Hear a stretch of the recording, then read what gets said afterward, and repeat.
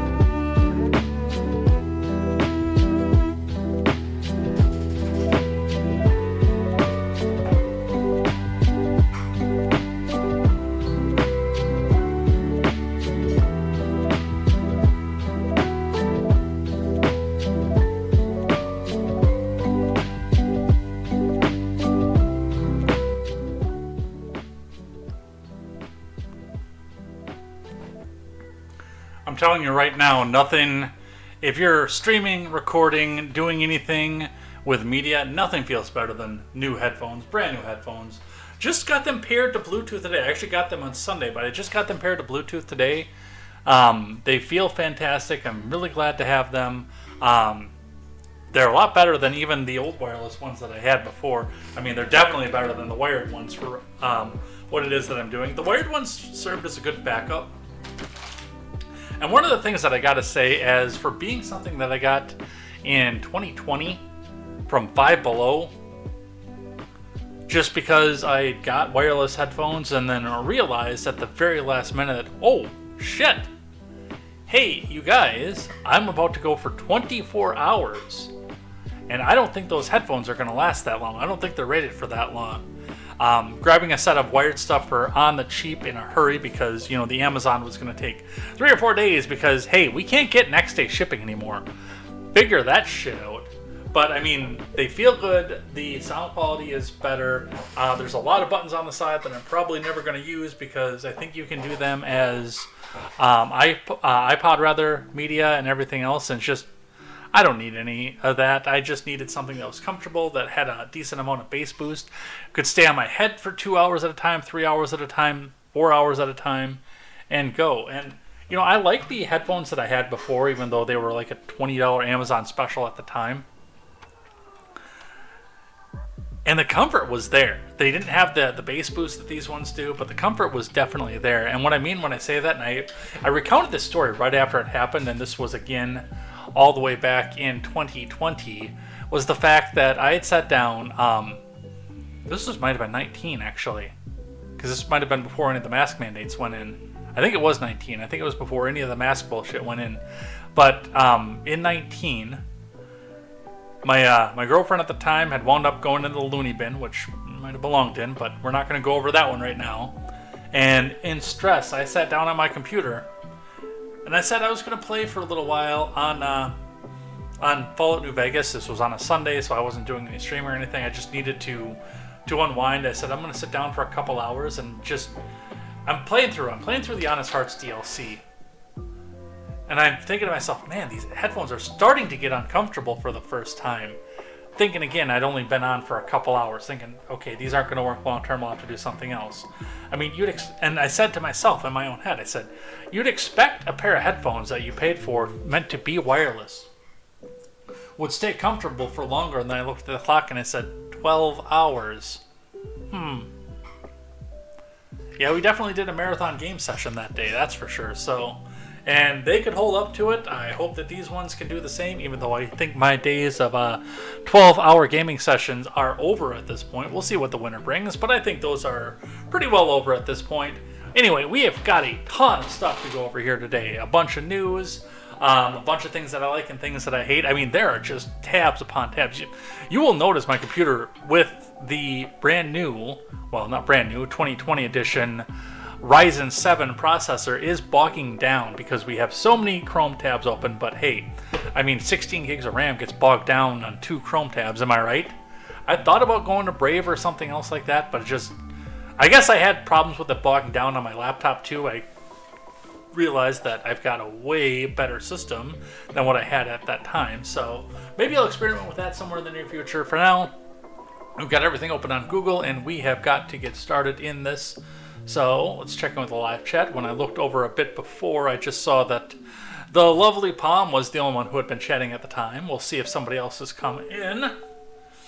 No, that's all we have here today. So tell some friends and get some other people in here, and let's get started. Otherwise, we can all come back on the replay too. Sad politics of the day. Let's see. Are we going to have issues? Yeah, these are good headphones. Stardew or Pokemon? I'm not sure. Maybe I'll play some Leaf Green after we're done here. Trying to get in the home stretch of that one here. But we started late, got a ton to go over here today, and 1 hour and 51 minutes to do it all in. Let's get started. Our top story today, as teased in the opener. Let's get the news scene back up here so everyone can see. There we go. Our top story today, of course, is that Kamala Harris, our newly minted frontrunner who had 0 people vote for her in the primary, just like the first time actually, oddly enough, has received the endorsement from Barack Obama. Now, the reason that I bring this up, of course, is from something that comes back from the day after we did Contemporary last week. Disclose.tv, quoting out the New York Post, just in, Obama doesn't believe Kamala Harris can beat Trump, which is why he hasn't endorsed her, per the New York Post. Article, honestly was not findable. And I looked and I looked and I looked, and I understand that I'm using Google to go back and look, who is trying to punch down any opposition to Harris right now. So I'm not surprised that I wouldn't be able to find an article addressing the fact that Obama didn't think Kamala Harris could win. But I digress. This was the top story on Wednesday of last week. But very shortly after, oops, we want this one here. Let's go to this one. Sorry, Fox News was having a terrible time archiving today, so my articles are a bit in the wrong order. Kamala Harris's chances of winning boosted after Barack Obama endorsement. This is from James Bickerton, a U.S. News reporter. A number of leading bookmakers cut the odds on Vice President Harris winning the 2024 election in November after she was endorsed on Friday by former President Barack Obama. On Friday, immediately prior to Obama's endorsement, Bet365 and Sky Bet were both offering odds of 6-4, 40% on a Harris win in November, while William Hill was giving odds of 11-8 or 42.1% on the Democrat winning as of 8:30 a.m. Eastern Time. Bet365 and Sky Bet odds had both improved to 11-8, which is 42.1%, and William Hill had changed to 5-4, 44.4%. This is a big deal apparently to people because, I mean, I'm still looking at this thinking to myself, the bet makers are still thinking she's going to get stomped. But it is hard to be a Democratic nominee without the Obama endorsement. Obama ended days of speculation on Friday, releasing a statement backing Harris, saying that he and his wife Michelle would do everything we can to make sure she wins in November. We've got ballot printers. Wait, no, I can't say that on YouTube. What the fuck am I thinking? I'm the ghost of Vong, fear me. Nice. President Joe Biden announced he was pulling out of the presidential contest and endorsing Harris on July 21st, following intense concern within the Democrat Party over the 81-year-old's age and cognitive abilities and the fact that he fell asleep just about at the DNC debate. Harris swiftly secured the backing of enough Democratic National Convention delegates to establish herself as the party's presumptive candidate. The Obama endorsement was delivered via post on X, which he said earlier this week, Michelle, Big Mike, and I called our friend Kamala Harris. We told her we think she'll make a fantastic president of the United States, and she has our full support.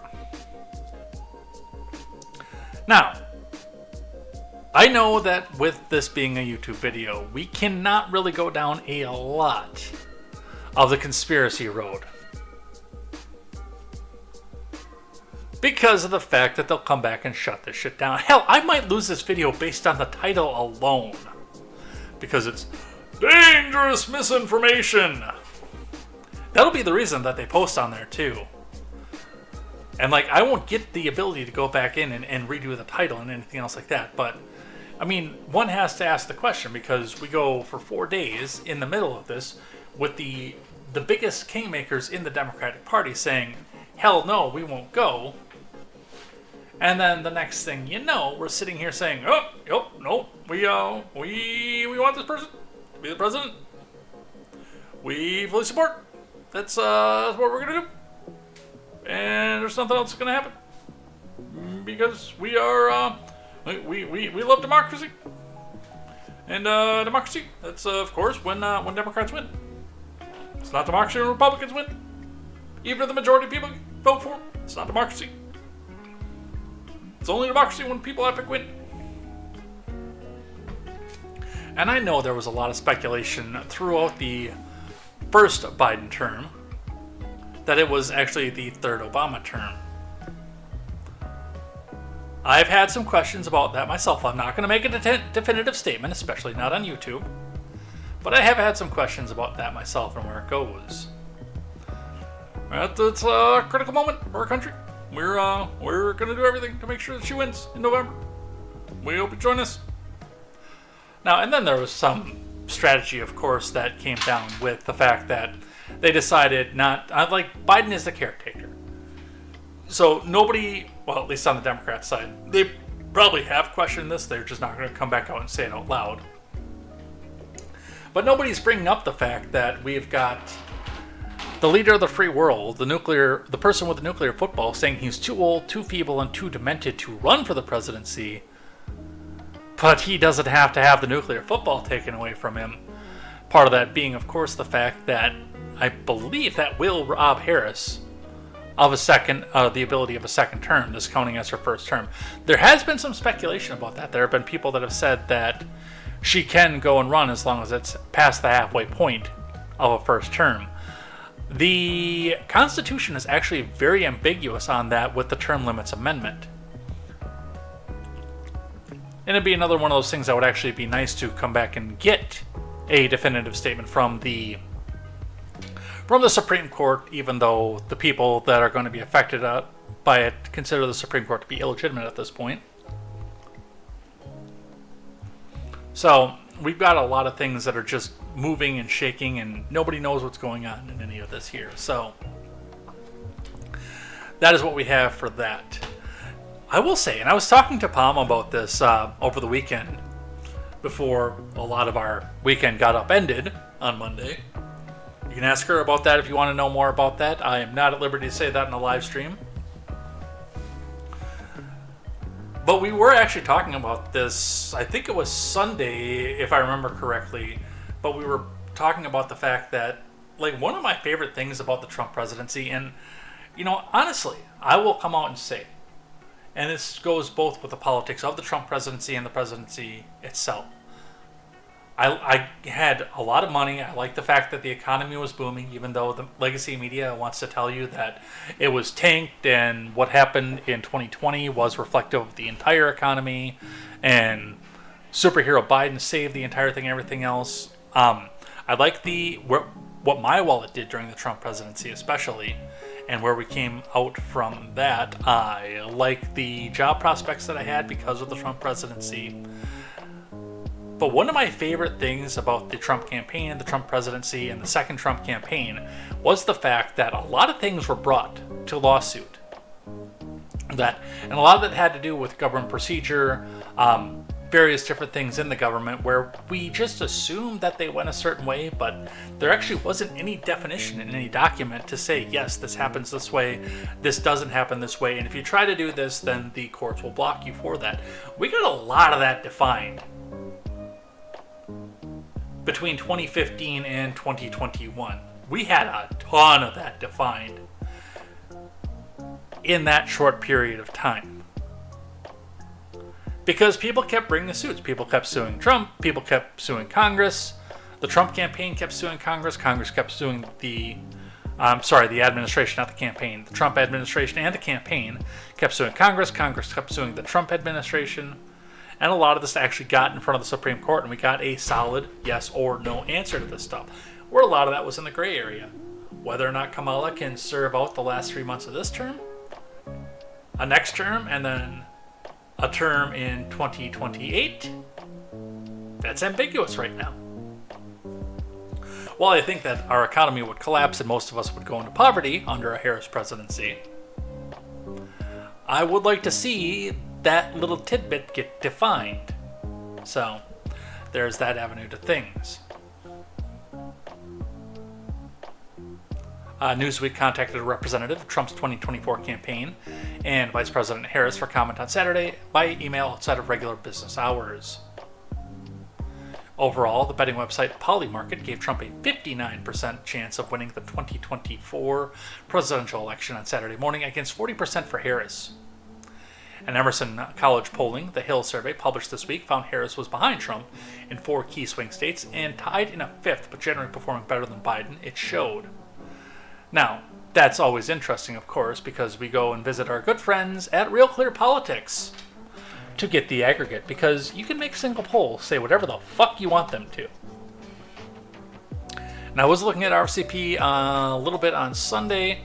I've not looked at it in a day that is normal open for business, so we may have some different aggregates right now. Let's see.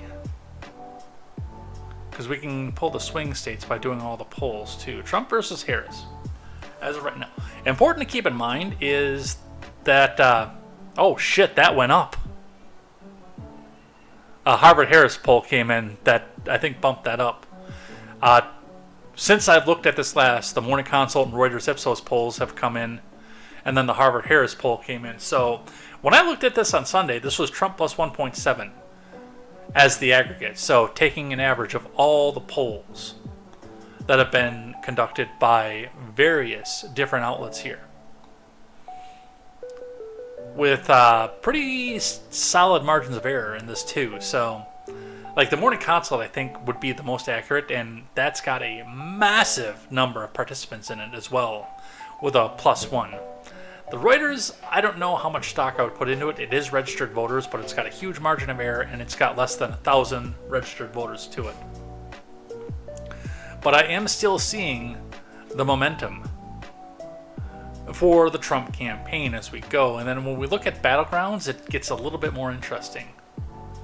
Right now, and Arizona doesn't have a lot of polling because it just happened, but we've got Trump plus 4.2. I don't know that Arizona is going to go Trump's way because of things that I can't mention on a YouTube video. Nevada, which always suffers from massive lack of polling, is at Trump plus 4, but they've only got 2 polls to work from. Wisconsin is the one that I think a lot of people are worried about, but we've got a dead tie and a Harris plus 2, plus 3 Trump plus 1s in there, bringing us to a Trump plus 0.2. Plus we have ballot drop boxes, so keep that in mind. Results may vary. Nothing, of course, bad is going to happen because this is a YouTube video, and of course, nothing ever bad happens in elections.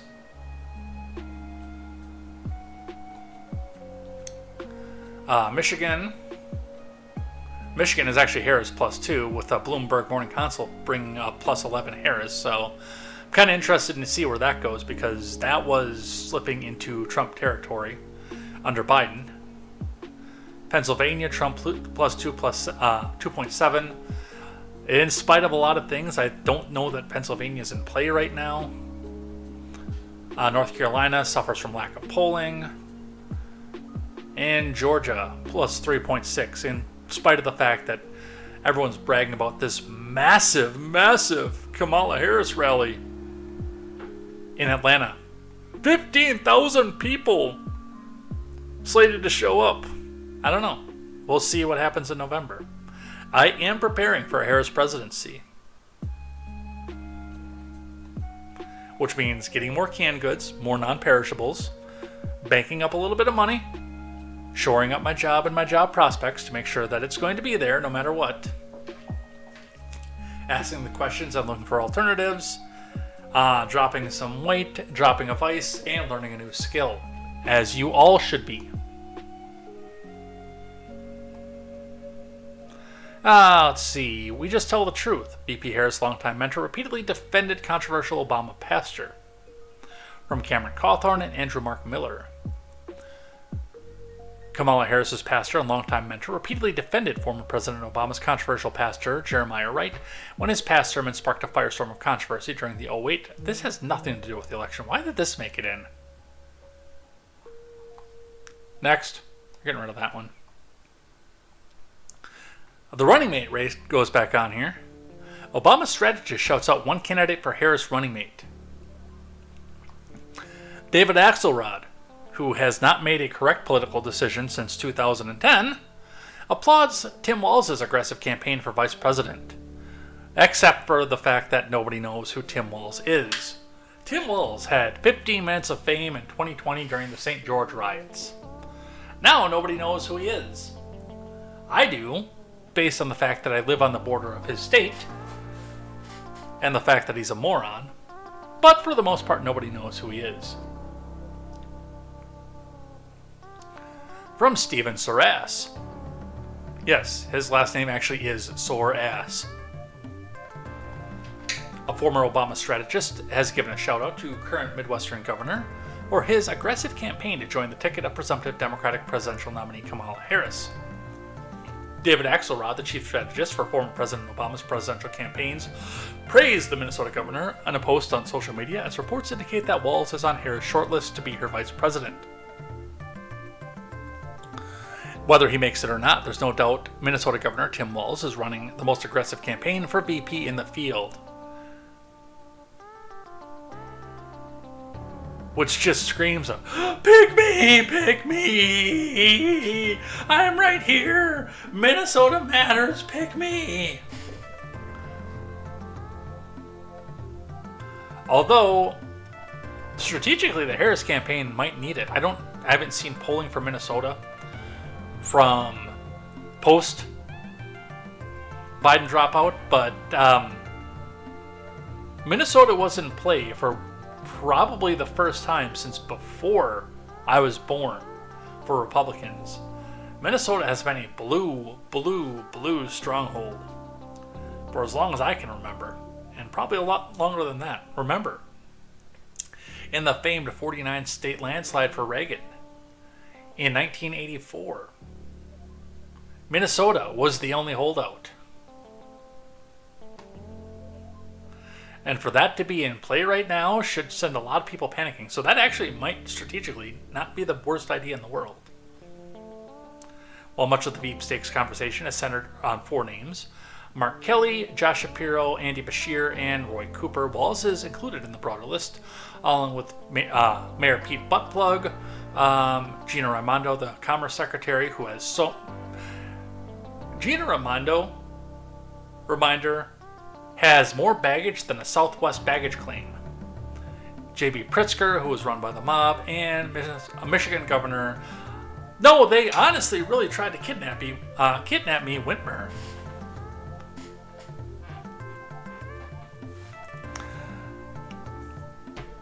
Honestly, I know Styx has said Mark Kelly is the standout in this one. I don't think he is.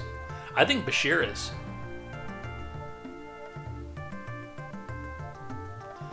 I think Beshear, if they went with Beshear, would be the best blessing on the ticket. However, if that ticket loses, that loses Beshear a lot of political capital that he can maintain being a Democrat governor in a red state, which is part of the reason that I think that he'd be the best blessing for the ticket. And I think Beshear is an asshole. But to try to pull that independent line, Beshear would probably be her best choice, which means that she'll probably bypass him and cackle about it as she goes. Because Josh Shapiro is going to lose them a lot of the leftoid vote, especially with the pro-Palestine crowd. I don't think he'd be a bad candidate, except for the fact that he's Jewish. A lot of the Gen Z progressives look at Jewish people the same way that my good friend Midget B does. And Roy Cooper, I also don't see that one being viable. Just based on the fact that it's North Carolina, which is, again, fairly solidly red. I don't know how Roy Cooper still has a job. So, that is what we have going on with that. Let's see, what else do we have here? Trump on Biden dropping out of the race. A coup. It's a coup by the Democrats. We'll listen to Trump's words. I think they have a video on this one. No, yeah, there's a video on this one. We've got the video on this one, and I'm going to explain where I stand on this, because I don't necessarily agree with the former president. You know, I thought a lot about it. We defeated him. He was badly beaten, and everybody was going to him, said, you can't beat him. You're not going to beat this guy. You can't beat him. Get out. Get out. We want you out.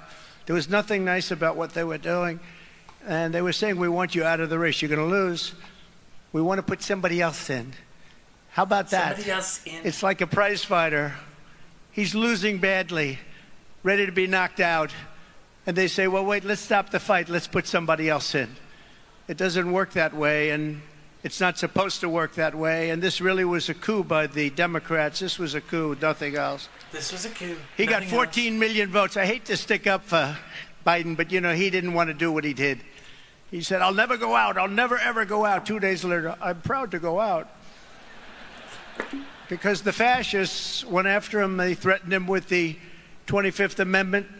They said, we can do it the nice way or we can do it the hard way, Joe. That's what happened. I know as many people on that side as I know on our side, so to speak. Our side. But that's what happened. They said, we can do it the hard way. We can do it the easy way. 25th Amendment if you don't go. And he said, oh, I'll go. And now they're trying to make him into a brick. All right. As far as the coup goes, by the way, I think this is going to be another Trumpism that we practice for on the stream. The 25th Amendment, Joe, he had to go. The fascists on that side, and I know as many people on that side as I do on our side. I don't necessarily think this is a coup. And what I mean when I say that is I look at the way that this was done. I look at the fact that that Biden went out and picked the least popular person on the DNC field, but the person that the legacy media was pushing up so unbelievably hard at the beginning of 2020. That was their person, was Kamala Harris. You know, we saw the clips of the, who'd you talk to? Who'd you talk to? When we were talking about Brett Kavanaugh at the time.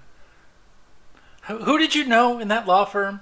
You know, we saw these big clips of how much of a great orator Kamala Harris was. How wonderful she was. How great it was that she could speak the way that she spoke. And then, of course, we got a cackling mess, which I still think was Kamala Harris playing Casey at the bat throughout the administration, because we saw all these wonderful speeches from her throughout her time in the Senate, and then all of a sudden she can't string 4 words together and talks about a belief is a thing that we believe in, and we believe in that because that's our belief, and these kinds of speeches left and right. But I don't necessarily think that it was a coup either. I think that this was planned out from the start. I think that the debate performance may have accelerated what it was that they wanted to do, because I think that they were preparing to go and, you know, make the ballot printers go burr and send her across the finish line again. Or send him across the finish line and then pull him and then put her in his place. But the plan, I really honestly believe, all along was to get Kamala Harris into the presidency in a race that she could not win on her own, because even with the speeches, the wonderful speeches that we were all subjected to in every Senate hearing and everywhere else that we had, when she had a remote in for the Amy Coney Barrett hearing, and she gave the great oratory then, because I'm a great prosecutor and I give the great oratory.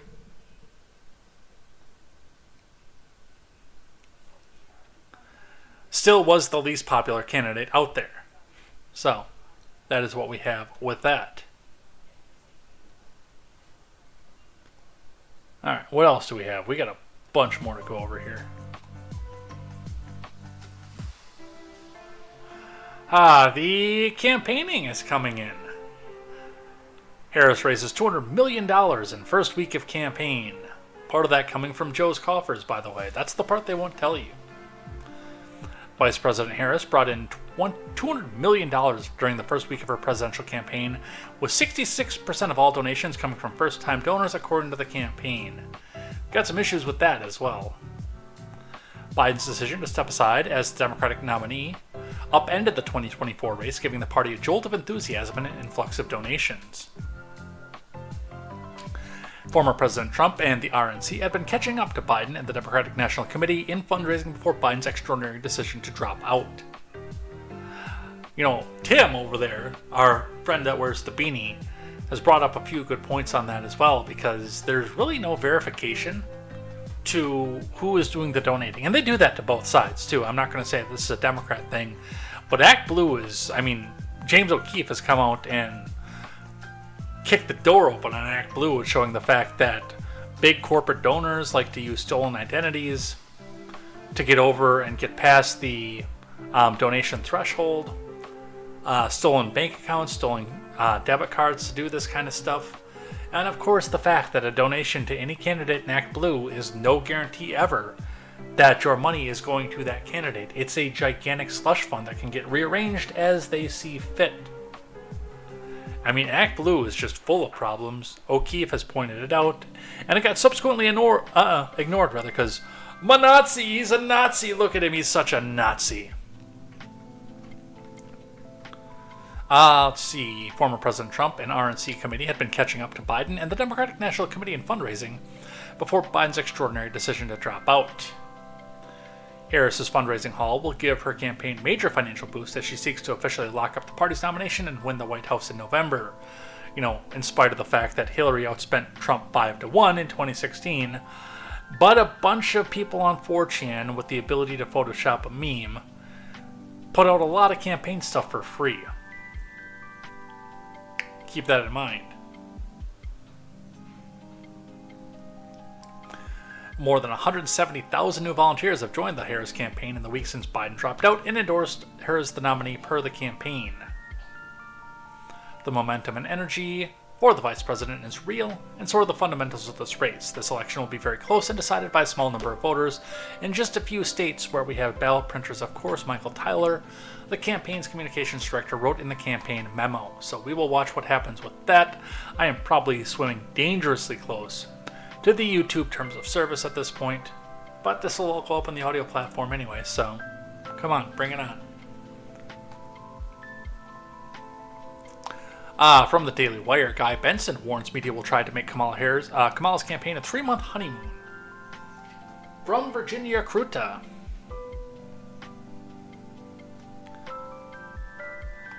Fox News contributor Guy Benson warned Tuesday that the legacy media was likely to aid the Harris campaign during the last 100 days before the 2024 election into a 3-month honeymoon. Can you imagine going on a honeymoon with that, by the way?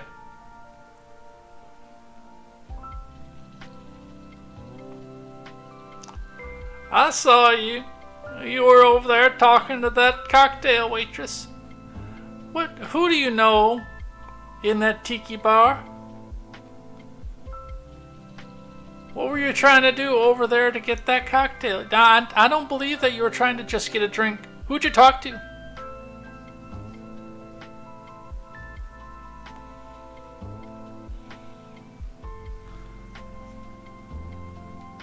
Let's listen. I don't. I think the news media is going to try to make this a 3-month honeymoon. I really do. I think that they're going to occasionally do a bit of journalism, but for the most part, they are going to try with the rest of their party, the Democratic Party. Journalists and their fellow activists are going to try to drag her all the way into November without serious scrutiny, without having to answer the types of questions that were raised in your take that you just offered the audience. Now, whether they will succeed at that, I'm not so sure. Republicans are going to do everything they can to highlight Harris's positions. And make no mistake, Stuart, her 2019-2020 cycle positions are her real stances. That was when she was free to pick any position that she chose, when she was starting from scratch, running for president, and offering her vision for the country. And the vision that she painted was a radical left-wing vision, even to the left of a San Francisco Democrat like Nancy Pelosi. Totally non-pragmatic, way out there, and I think offensive to many of the voters who will ultimately flip this election one way or the other, which is why Team Harris is sprinting away from those positions, but they're all on tape in her own words. And if she ever decides to give an interview to anyone, she might get asked about this and explain, well, why don't you believe these 17 things you said out loud last time you sought this office? There isn't a good answer to that question, obviously. Believe her from 2019. And that is going to be a big part of the problem as well when we look into some of this stuff and when we see some of the campaign stuff that comes out with this. I mean, from the media, from CNN, from Axios, from ABC, you know what we're going to get out of this? We're going to get the tan suit all over again. Well, Donald Trump is this and he's that. He did this and he did that. And all Kamala Harris did was wear a tan suit. You know, you're going to completely ignore Eric Holder, Fast and Furious. I cannot think of the woman's name. That meeting with Hillary Clinton on the tarmac in the middle of the campaign. Going after nonprofits for both progressive groups and for Republican groups. I mean, that's just 5 that I can think of. Lois Lerner, by the way. That's just 5 that I can think of right off the top of my head. But all the media will tell you is, I mean, the paid shills do this all the time too. It's the tan suit. That's all that they had on him was the tan suit.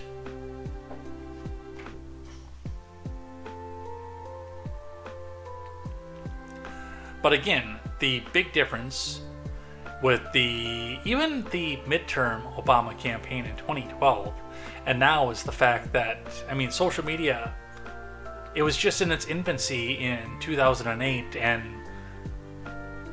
nobody could see the biasing going on in 2012 yet before we started to get some of this stuff cracked wide open. And now we've got, just like I said before in the fundraising hall, thousands upon thousands of people who just think it's funny to make Pepe the fucking Frog memes and post them everywhere. don't want to... No, this isn't the one yet. The next one. The next one is what I don't want to do to you. We have an actual ad from the Pro Kamala PAC, which was posted in my Discord. Full disclosure, I have not watched this one yet. But I know the White Guys for Kamala has been a meme that's been going around for a couple days. I kind of want to see what this is, and, well, you get to watch it for the first time with me. Let's watch. Us MAGA Republicans banned abortion, but that's just the start. That's just the start. If Trump gets elected, we want the government involved in all aspects of your sex life. Oh my Way fucking more god. involved. Way more involved. When you have sexual intercourse, it should be illegal to use contraception. No pills, no condoms. Your genitals are reserved for procreation. If you freeze 12 eggs, you should be required to have 12 babies, or else you're a serial killer. Dude. Nobody, except for the hardest core religious people, believe that. Holy shit. I kind of wish I would have pre-watched this. I still would have forced it on you, but I would have been prepared for that stupidity. Jesus Christ.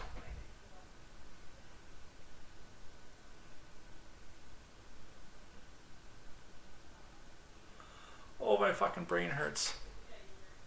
And I'm definitely not a serial killer. Are you? My son monitors my porn usage to make sure I'm not self-pleasuring. Just like Speaker of the House Mike Johnson. That's true, you can look it up. Don't you think that's normal? Yeah, I do. It's normal for your son to do that. You should have a family member monitor your porn use too. Because pleasuring yourself is very, very naughty. I'm voting in November. I'm voting in November. We're all voting in November. Are you? Because what happens in your bedroom is up to me. Is up to me and my son. Also, mouth stuff is a sin. Oh. Paid for by Won't Pack Down campaign, won'tpackdown.org, which was shown this week to be a Kamala Harris super PAC. Jesus. Yeah, they look like sex offenders. They probably are. That's the thing.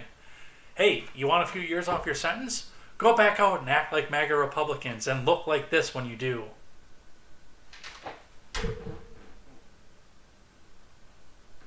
Okay, I can justify showing this to my audience by I had to see it. Even though I saw it for the first time live with the rest of you guys. I need a drink now. Which is a big thing for me to say in the middle of a contemporary, because I have to work in the morning at 7. And I know that if I drink on a Tuesday night, I will not wake up in the morning. I can tell you that. Worth it. Well, I guess since we did that, we can do the rest of this as well. Now, Midas Touch has the full speech. Kamala Harris electrifies the crowd in far left Milwaukee as she delivers her first official campaign speech for the presidency, which was chosen in Milwaukee on purpose because they wanted to show that we can do whatever the far right does as well, and we can go to the same place that they do. I want to share a selection of this because, of course, I mean, this is not anything. Kamala Harris is acting like she's campaigning right now with a bunch of far left promises. She has the campaign sealed up. The Democratic Party handed it to her. This is the point where you're supposed to move out to the center and appeal to your centrists. And really the only thing that she says in that is a lie, of course, but that everyone will have the freedom to work a union job. So I'm going to start at the 5.25 minute mark on this. We're not going to go through the entire 17.5. I won't do that to you, I promise. But we'll listen to some of this here and just see, again, because Harris is in campaign mode. Or she really doesn't know what the American people want. Let's listen. Wisconsin, I am told as of this morning that we have earned the support of enough delegates to secure the Democratic nomination.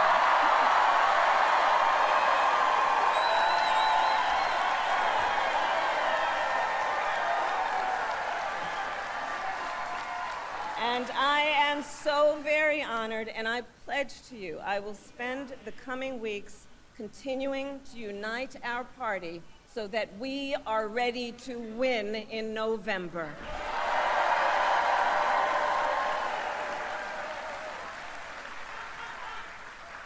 So, friends, we have 105 days until Election Day. And in that time, we've got some work to do. But we're not afraid of hard work. We like hard work, don't we? And we will win this election. Yes, we will. So as Leah told you, before I was elected vice president, before I was elected United States Senator, I was elected Attorney General of the state of California, and I was a courtroom prosecutor before then. And in those roles, This is the cringe part right here, too. I was a prosecutor, so I went after my political opponent. Because he's all the things that I went after as I was a prosecutor. I took on perpetrators of all kinds. Predators who abused women, fraudsters who ripped off consumers, cheaters who broke the rules for their own gain. Unless they were donating to your campaign, because it was fucking California. By the way. So hear me when I say, I know Donald Trump's type. Yeah, I took money from them in exchange for not prosecuting them. And instead used the power to go after black men for simple marijuana convictions.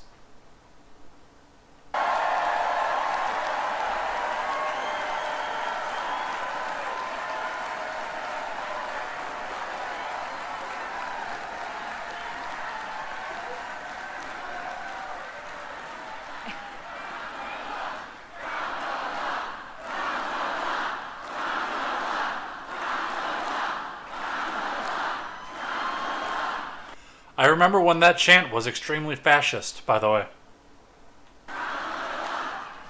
And in this campaign, I promise you, I will proudly put my record against his any day of the week.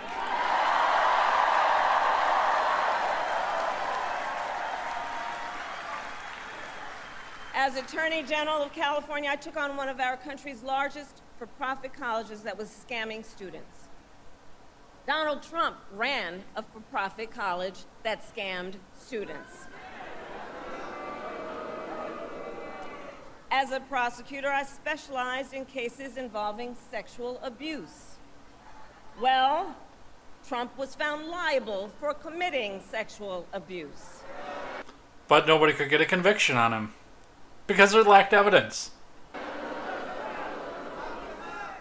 As Attorney General of California, I took on the big Wall Street banks and held them accountable for fraud. Donald Trump was just found guilty of fraud on 34 counts.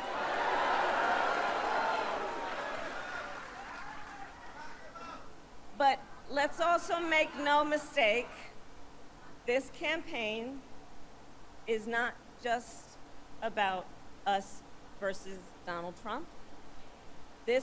Yes, it is. Campaign is about who we fight for.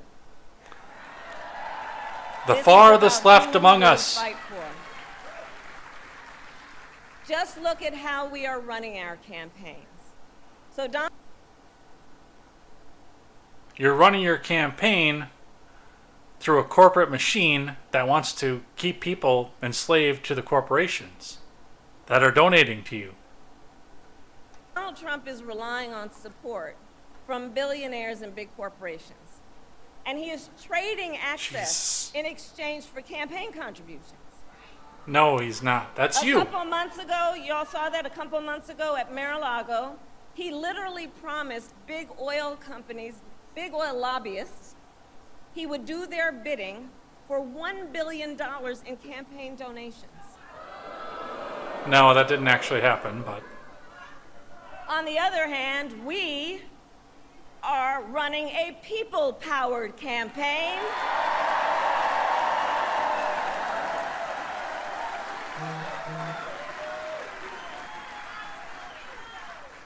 And we just had some breaking news. We just had the best 24 hours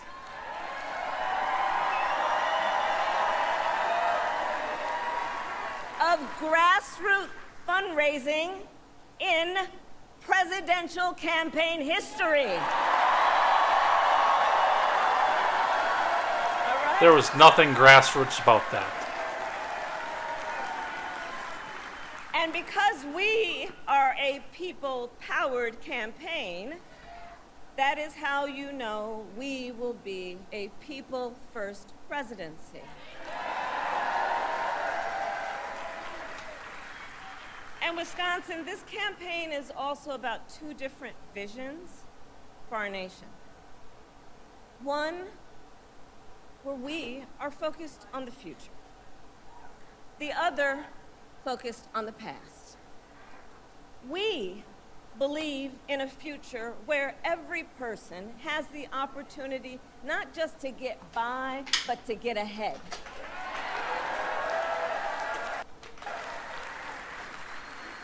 A future where no child has to grow up in poverty. Where every worker has the freedom to join a union.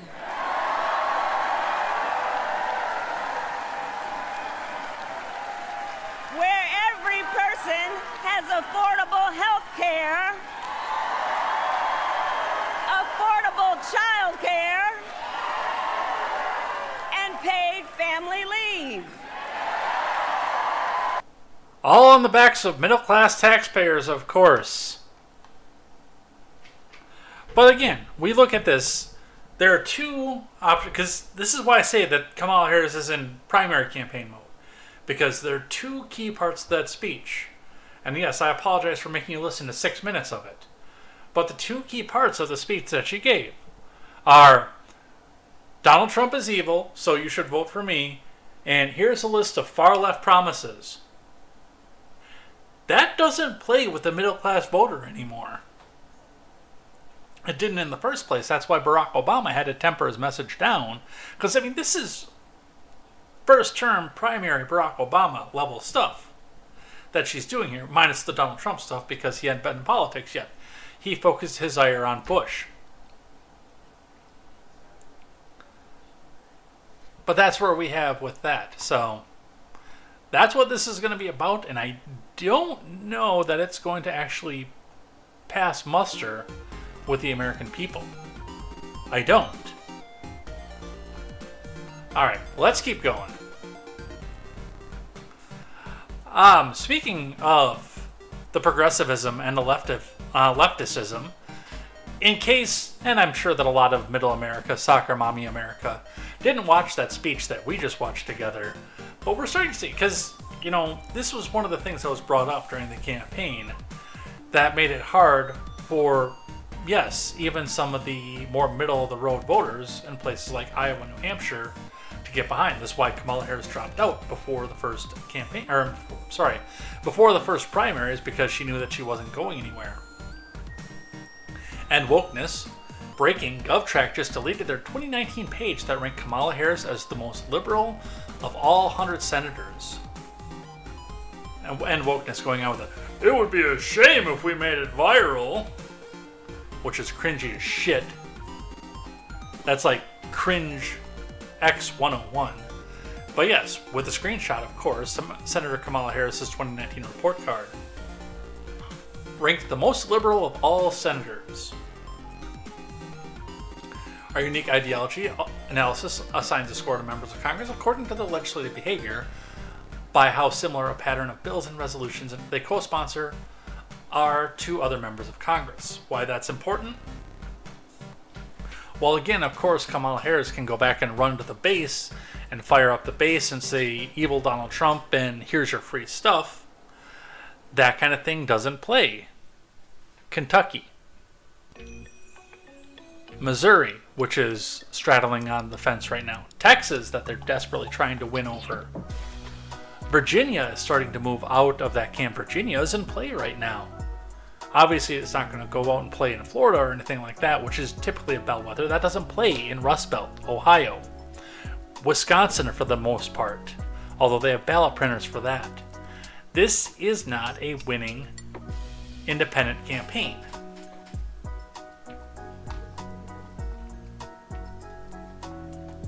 The New York Post, GovTrack retracts its rating that had Harris as the most liberal senator in 2019 after Biden dropped out. And by the way, just to keep in mind, when GovTrack made that rating, Bernie Sanders literally existed. Keep that in mind as we go with this. Ryan King reporting. GovTrack, an organization that tracks the voting records in Congress, yanked its 2019 rating that pegged then-Senator Harris as the most liberal member of the upper chamber after several media outlets, including the Post, cited the statistic in stories on the presumed Democratic presidential nominee. The website pulled down its 2019 ranking on Monday evening after it got renewed attention in the wake of President Biden's seismic decision to drop out of the 2024 race. GovTrack had previously determined it in its single-year report card for 2019 that she was the most ideologically to the left member of the upper chamber based on her legislative behavior. At the time, she was ranked even further to the left of Senator Warren, which that's actually not surprising, based on the fact that what Warren is doing is literally all an act. She votes that way, but that's literally an act. And Bernie Sanders, the latter of whom is typically considered the most left-leaning senator, including in the most recent metric available from GovTrack, because Harris was out of the Senate. The group's founder, Joshua Tauber, who created the website when he was a college student in 2004, said the ranking in question was based on a single calendar year, and that the organization discontinued those types of report cards several years back. Yeah, that's why she did it, or they did it. Even the Trump campaign got into it. From the Daily Wire, dangerously liberal, new Trump ad takes aim at Harris over border crisis. From Myreed Elordi, a new ad from the Trump campaign calls his opponent, Vice President Harris, a failed, weak, and dangerously liberal. The spot takes aim at Harris over the southern U.S. border, accusing her of failing to address the flow of hundreds of thousands of illegal migrants into the country despite being tapped by President Biden to deal with a border crisis. Let's watch. I'm Donald J. Trump, and I approve this message. This is America's border czar, and she's failed us. Under Harris, over 10 million illegally here. 250,000 Americans dead from fentanyl. Brutal migrant crimes. And ISIS now here. Do you have any plans to visit the border? You haven't been to the border. And I haven't been to Europe. I mean, I don't understand the point that you're making. Kamala Harris, failed, weak, dangerously liberal. That's the other one they've been pulling out too, is the fact that she's the border czar. Oh, no, we never actually said that. Oh, here's our retraction from when we actually said that because somebody archived this post. No, we're issuing a retraction. We didn't mean border czar. I didn't get any of those on the stack, but that's been happening too this week. All right, what else do we have? Piers Morgan says Harris will make history if elected as literally the most far-left senator. If Piers Morgan is complaining about the fact that you're too far to the left, you are too far to the left. From Taylor Penley. Excuse me. Kamala Harris made history as the most far-left American senator, according to British journalist Piers Morgan. And that title could lead her to do the same if elected president in November. Well, she's getting an amazing honeymoon, and that's going to last about a week.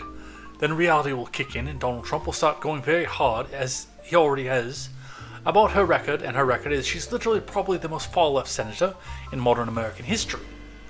Morgan said, sitting down with a panel on Fox News Saturday night this weekend.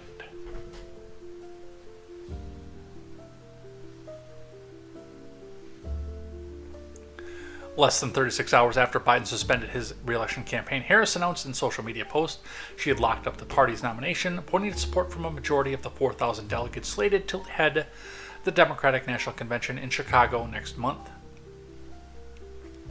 Morgan, elaborating on the support Harris is amassing from the left side of the aisle, quipped, "The analogy I would give you about Democrats supporting Harris is if you were on the Titanic, which the Democrats were with Biden, and he's hit the iceberg, and it's going down, and the last lifeboat has just disappeared into the moonlight, you will take any vessel you can see. What chance do you have of actually getting to land? You'll just jump on anything, and that's where we are." Morgan also accused Democrats of mixed messaging concerning support for Harris. Well, it's quite amusing to me, because on the one hand, you have the Democrats shouting at Republicans, "Don't you dare make this about her skin color or her gender," and on the other hand, they're saying, "If you don't vote for the black woman, you're quite literally a racist misogynist," he told Fox News' Jimmy Fallon. And that's absolutely right. And I will give a lot of credit to my moronic GOP friends, who for the most part have been staying away from the accusations of DEI, black and woman, and focusing on things like her record. That's not been perfect. I've got one slated up for next week that I found while we were watching the Harris speech, with End Wokeness pointing out the fact that she code switched in the middle of her Atlanta speech, and suddenly she's black again, even though she's never had a, quote, black accent. So yes, I can't believe I'm agreeing with Piers Morgan. But yeah, if Piers Morgan is saying you're too far to the left, you need to actually seriously have a view and a conversation inward. CBS with the same thing. You're considered the most liberal U.S. senator. This was back from the Senate. Somebody said that, and it was actually Mike Pence on the debate stage. Let's watch. You're very different in the policies that you've supported in the past. You're considered the most liberal United States senator. Somebody said that, and it actually was Mike Pence on the debate stage. But yeah, well, actually, the nonpartisan GovTrack has rated you as the most liberal senator. You supported the Green New Deal. You supported Medicare for all. You're very different in the policies that you've supported in the past. Now, I will admit that this was probably taken out of context and we didn't have a chance for a response, but we did get the quite blank stare out of that indeed. What else do we have? From the Daily Wire, Kamala Harris makes false claim about Trump's September debate, from Ryan Saavedra.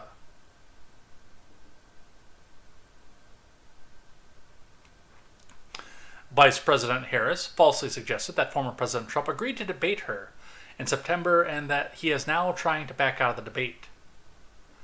I'm ready to debate Donald Trump, she told reporters. I've agreed to that previously upon the agreed upon September 10th debate. He agreed to that previously. Now it appears that he's backpedaling. Let's watch.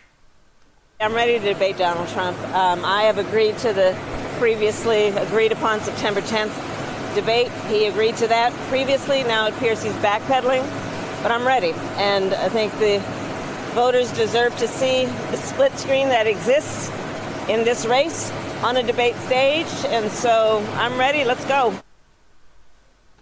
You're not ready. The claim is false because Trump never agreed to debate Harris on September 10th. He agreed to debate Biden, who was since dropped out of the race because of the disastrous June debate performance. The performance was so bad that it injected his cognitive decline into the mainstream discourse after the media and the Democrat Party tried to hide it and his poll numbers subsequently cratered. Trump said earlier this week that he was willing to have multiple debates with Harris, but he wants to move that debate off of ABC News because of how biased the network is. However, following a CNN poll that was subsequently released that found that 73% of Democrat voters want someone other than Harris to be the nominee, that got conveniently covered up at the last moment. The Trump campaign said that he now wants to wait and see who the party's official nominee will be before the campaign agrees to anything. So, will they debate? I hope so, because I kind of want to watch that. I know it's kind of a sick, masochistic thing, and yes, it will be streamed right here, but I do want to watch it. What else do we have?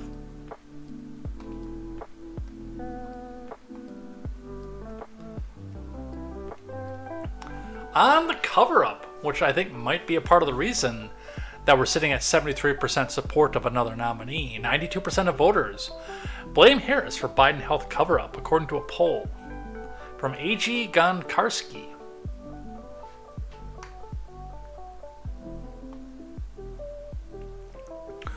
What did Vice President know about Biden's health issues, and when did she know it? And why didn't she share the details with the American people?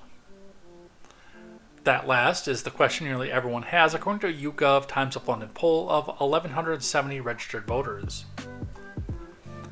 The July 22nd to 23rd survey was in the field after Biden renounced his re-election campaign, but before he offered a halting delivery of what was effectively a farewell speech Wednesday night from the Oval Office. A staggering 92% of the respondents believe that Harris knew at least a little about the president's progressive deterioration, which became too much for even mainstream media to deny after his debate debacle against former President Trump last month in Atlanta, although Biden's issues have been discussed openly on the right since he took office in 2021. And of that vast majority, charging Harris, a former prosecutor, with being part of the conspiracy to defraud the American people about the octogenarian's obvious decline, most believe she knew a great deal about Biden's issues but chose not to say anything. Overall, 68% say that she had ample knowledge of Biden's deterioration, with 78% of Republicans, 73% of independents, and 82% of self-identified conservatives believing the VP was central to the cover-up. So that'll be interesting, and honestly, that will affect where we see the votes land coming up in November. I don't think a lot of the people will choose to back Trump over Harris over this, but I think a lot of them would stay home. And I think that's the interesting side of things, is the fact that a lot of them would probably stay home rather than giving the vote. Ducey corners Karine Jean-Pierre, who ordered the White House officials to cover up Biden's decline, from Virginia Kruta. Peter Ducey blistered the White House press secretary, Karine Jean-Pierre, with a series of questions about President Biden's abrupt decision to exit the 2024 race and the apparent concerted effort by the White House to hide his cognitive decline. The exchange occurred hours before President Biden addressed the nation about his 2024 decision to exit the race, and began on a lighter note, with Ducey jabbing at token diversity hire over the fact that Biden had dropped out of the race, having yet to make any real effort to explain his decision to the American people. After a brief exchange with pleasantries, diversity hire remarked, "I haven't seen you in a while." Let's watch. Doing okay, thank you. I haven't seen you in a while. Well, you guys haven't had a press briefing since President Biden dropped out of the race, so... The president hasn't been... Ducey later pivoted to address the 180-degree change exhibited by both Biden and his admins and surrogates, dramatically shifting from the full steam ahead Biden is definitely running for re-election to the letter posted on X, announcing his decision to step aside and not accept the nomination. It would seem that people in this White House knew that President Biden was slipping, and it was hidden from the American people. So who ordered White House officials to cover up a declining president? I know that that is a narrative that you love, and wait, wait, 10 days. hold on. He did a press conference at NATO. I'm in it. There's all these things that I need to finish, and then 10 days later, I'm dropping out. Okay, okay, you're asking me like multiple questions here. Let me, wait. First of all, there's been no cover-up. I want to be very clear about that. I know that's the narrative that you all want. Wait, no, you can't. Okay. I've been with President Biden for 5 years. Are you going to let me answer the question? Would you at least admit that the debate was not just a bad night? Wait, can I answer the question? Yes. All right. Are you sure? Yes. Okay. Your first question, it is not a cover-up. I know that is the narrative that you all want. It is not. I'm going to say this again, and you're going to hear directly from the president. I hope you listen tonight. I think it's going to be incredibly powerful and important. The Oval Office, presidents, as you know, when they make speeches from the Oval Office, it's because there are important moments that they want to directly make sure that the American people hear from them, and it's obviously going to be done in prime time. I would listen to the president.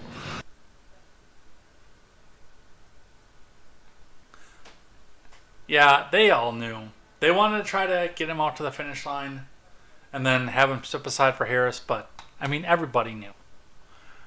Fuck, I've been saying it since, well, 2019, when they first started talking about him running.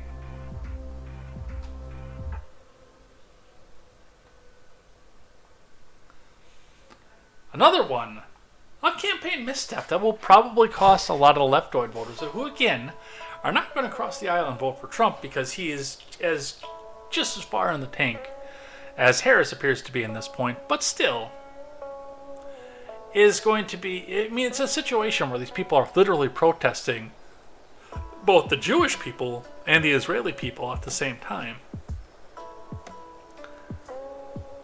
And knowing full well that the Democrats are in support of the Israeli people in this particular conflict, it won't cause these people to cross over for Donald Trump, but I think it'll cross over and push a lot of these people to stay home or vote for Stein or vote for West. I don't think they'd vote for RFK Jr. either, but there's that. Harris says Israel has a right to defend itself as Iran, Russia, and Lebanon condemn the IDF strike on Hezbollah. Israel's strike on Hezbollah on Tuesday prompted anger from Lebanon's allies, and the country's foreign minister condemned the operation and urged an international response to the attack.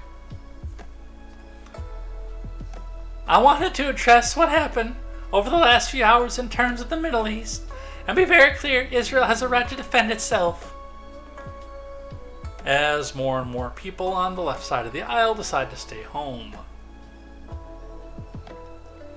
And unequivocally support Israel's right to remain secure and defend the security of Israel, Vice President Harris told reporters after arriving in Atlanta for a rally. I don't know how she expects to win. Because the far leftoids, especially given the fact that we have social media here, can see both the fact that she's trying to play the far leftoid campaign, or I'm sorry, the far leftoid campaign, yes, and that alienates the Union wing of the Democrat Party, but then also goes directly against what the far leftoid, out in leftoid La La Land faction of the voters, not necessarily the politicians, believes. I don't know what's going to happen in November, you guys.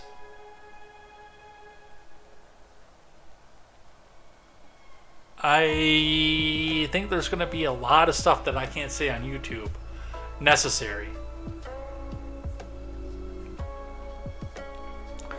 From the Post-Millennial, DNC moves to hold virtual nomination of Kamala before the August convention, blocks delegates from nominating a new candidate in Chicago, despite Kamala receiving 0 votes.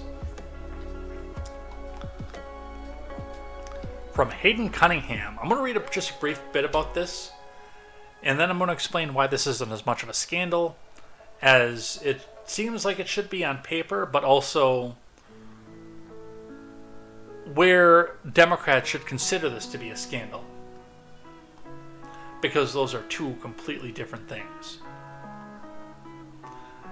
The Democrat Party will enact a rule change for the DNC that will allow Vice President Harris to receive the nomination prior to the convention being held. The decision comes as a strategic move to streamline the nomination process and is likely intended to avoid any perception of instability within the party.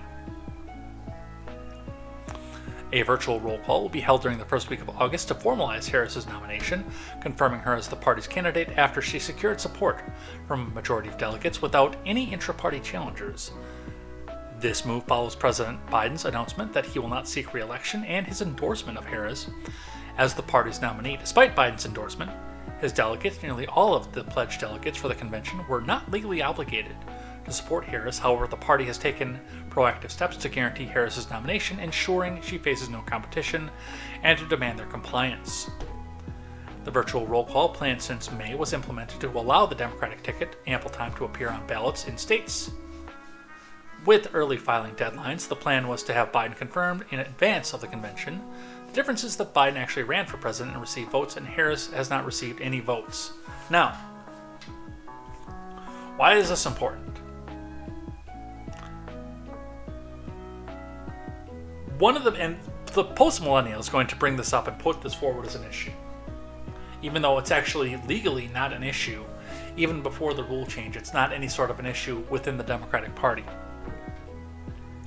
But the fact of the matter is that the Democrat Party has been screaming for democracy, for the voice of the people, the word of the people.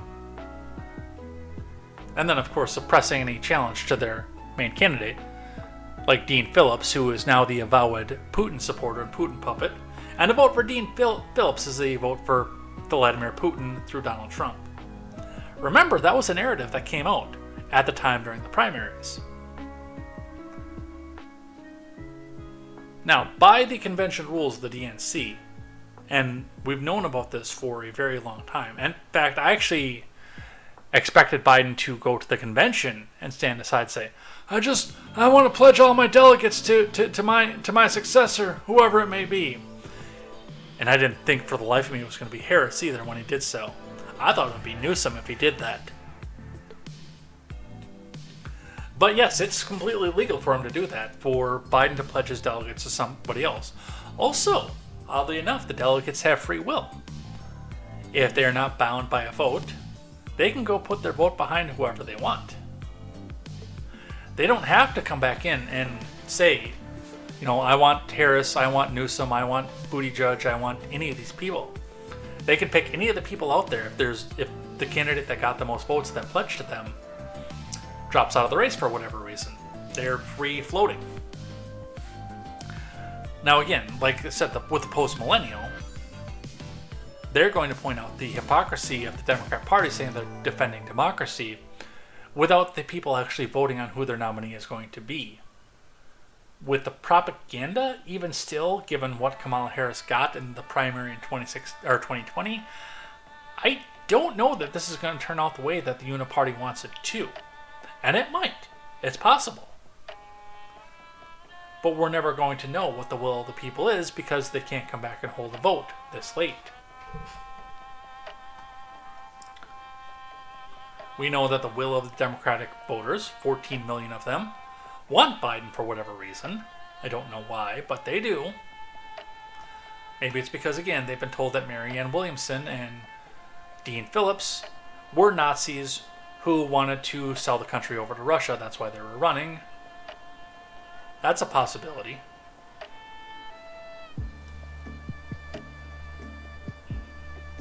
Axios with the scoop. Senate GOP plots new attacks on Kamala Harris. From Steph W. Kite. The National Republican Senatorial Committee is urging its candidates to hit Vice President Harris for being too liberal. At fault for the border crisis and weird, according to a memo obtained by Axios. Well, get that weird thing out of there because this isn't a fucking school ground. We're actually running a political race here. She is weird. I get that. We've got the Mogwai joining us. The president was hidden from America. If it was hidden, it was about as hidden as the vacuum cleaner president. Israel's right to defend itself, but this has the point of the fight where it no longer is defending. Mogwai says Gerald Ford was quoted as saying votes are wildly overrated as he cheers Harris on. That's a good point too, by the way. But also remember that Gerald Ford didn't get elected. Instead, that election next going to Jimmy Carter, who also couldn't get reelected, by the way.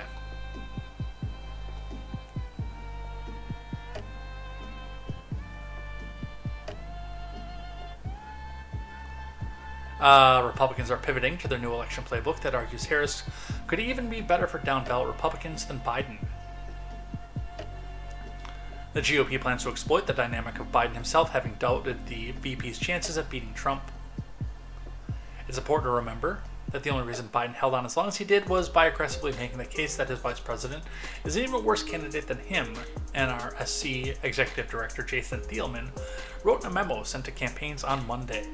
Look, I mean, if you want an easy win in November, and I hate to give the GOP ideas, especially the establishment cucks that are going to be doing something like this, but all you have to do is come back and file a lawsuit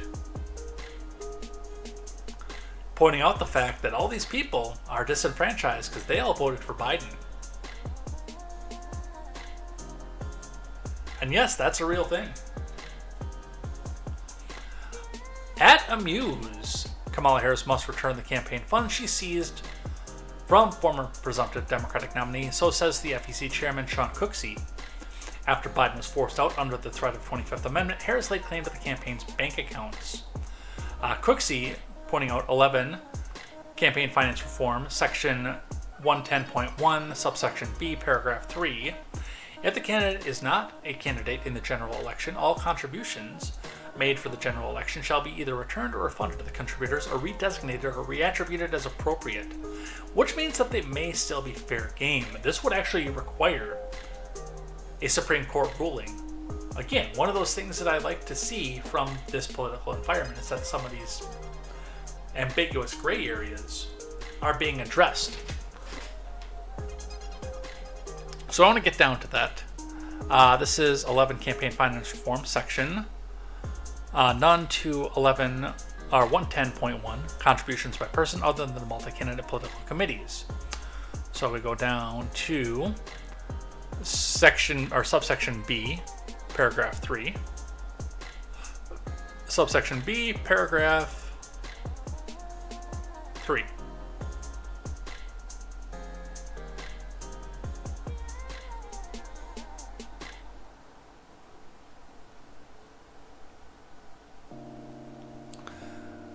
So this has a few different things to it. Paragraph 1 says a contribution designated in writing for a particular election but made after the election shall be made only to the extent that the contribution does not exceed net debts outstanding from such election.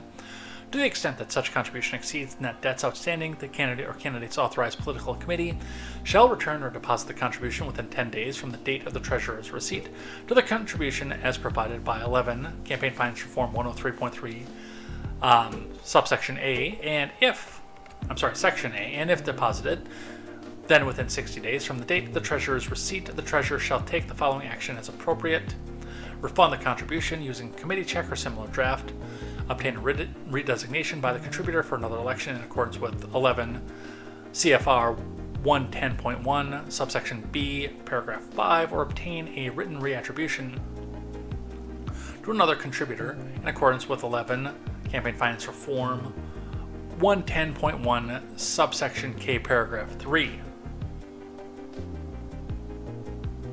But I want to come down to 3.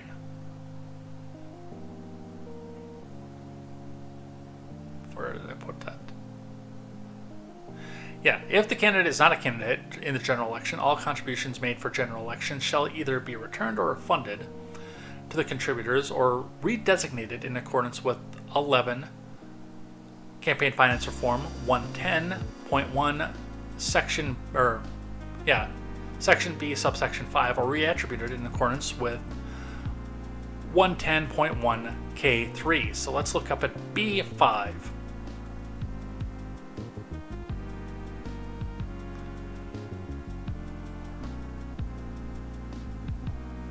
Where is it? 5.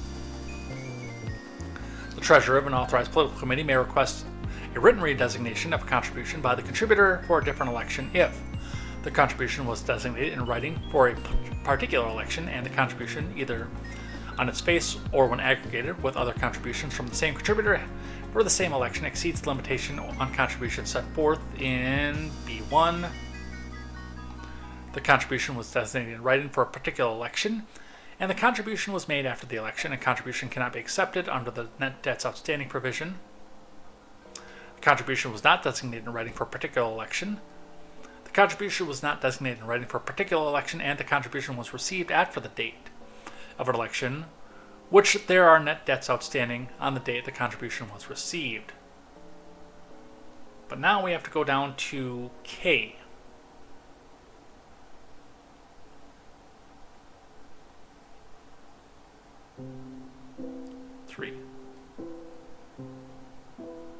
Where is it?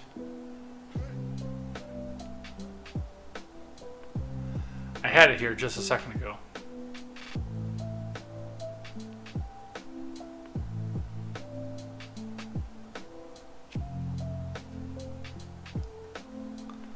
All right, B3.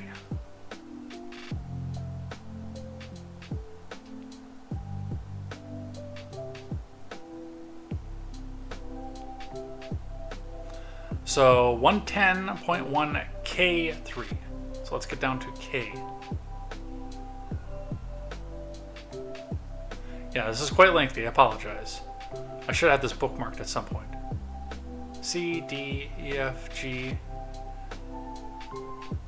K1. Joint contributions and reattributions. Any contribution made by more than one person, except for a contribution made by partnership, shall be indicated by the signature of each contribution in writing. If the contribution made by more than one person does not indicate the amount to be attributed by each contributor, the contribution shall be attributed equally to each.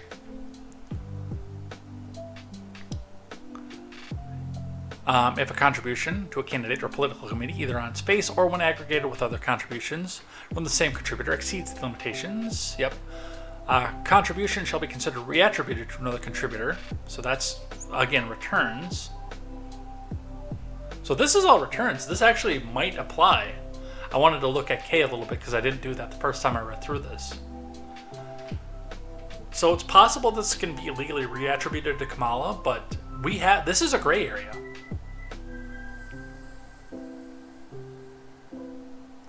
And I'd love to see the courts come in and make a decision on this. Mogwai says, people are stupid though. Most people weren't going to vote for Biden because he's old. Now we have, I'm voting for her because she's fill in the blank. Add in the, I'm not voting for Trump because he's old and Harris has a pathway to the White House.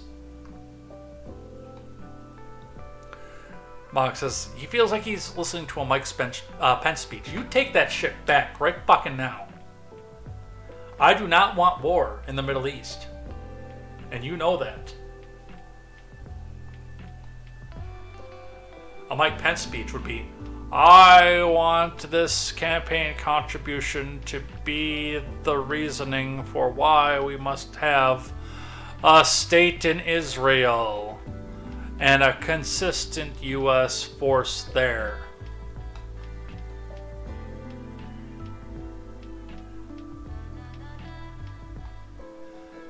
Alright. I got a couple other things. I wanted to put this one specifically on here, but I've got a couple more instances of this and things I like and things that I hate. Because we're sitting in the situation right now where the right is being called the fascists, and yet it's only leftoids killing people on the right. George at Behazy tweets, breaking, a Kamala Harris supporter ran over an 80-year-old man in Hancock, Michigan for having a Trump sign in his yard. The 22-year-old then killed himself right after. The elderly man is in critical condition in the hospital. George goes on to X. Democrats are deranged and are a legitimate threat to our constitutional republic. Pray for that man. We've got reporting from CBS News. ATV driver accused of running over a Michigan 80-year-old was putting up Trump sign found dead. So my question here, is this going to be a suicide like Epstein? Or was this a situation where he was told to do so by some political action committee and then they didn't want him to talk to the media? From Sarah Powers and Joseph Buczek. A Michigan man who allegedly ran over an elderly man with an ATV and vandalized vehicles in what police say were politically motivated incidences has been found dead. The Hancock Police Department was contacted by a man on Monday who said that they wanted to confess to a crime involving an ATV driver within the last 24 hours. The man instructed the police to send someone to pick me up. Yeah, he got fucking offed. That dude got offed. When Hancock police and deputies with the Houghton County Sheriff's Office arrived at the man's residence in Quincy Township in Michigan's Upper Peninsula, WPA, they found a 22-year-old man dead from a single self-inflicted gunshot wound, probably to the back of the head. Although through a search warrant for his home, deputies retrieved several electronic devices and found the ATV that was used and the clothing the suspect wore during the incident.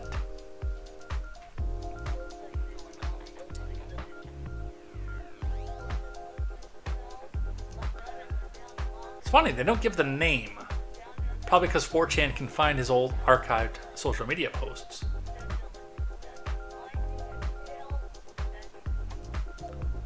On Sunday, Hancock police responded to 3 incidences that appeared to be politically motivated.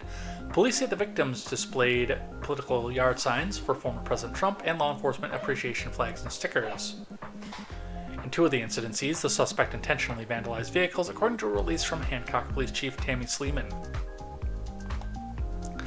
Then at 1745 Eastern Time, police responded to the 1600 block of Anthony Street after the same suspect, driving an ATV, allegedly intentionally drove through the yard and ran over the 80-year-old man who was putting up a political sign in his yard. The 80-year-old was taken to a local hospital and has since been released. The investigation is ongoing. I promise you that dude did not kill himself. I can promise you. Mogg says, I'm willing to bet the kid was hoping for a murder-suicide. I don't think that's what happened. I'm pretty positive that he made the phone call. Or somebody made the phone call on his behalf. That's the other thing that because again, they're not giving a name. That somebody shot him and then put the gun in his hand and called the police and said, help, I'm going to confess. You better come get me.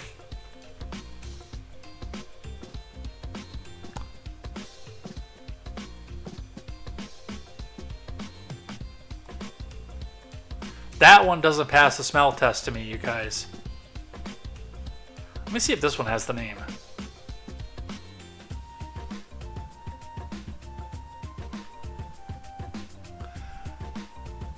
No, no name.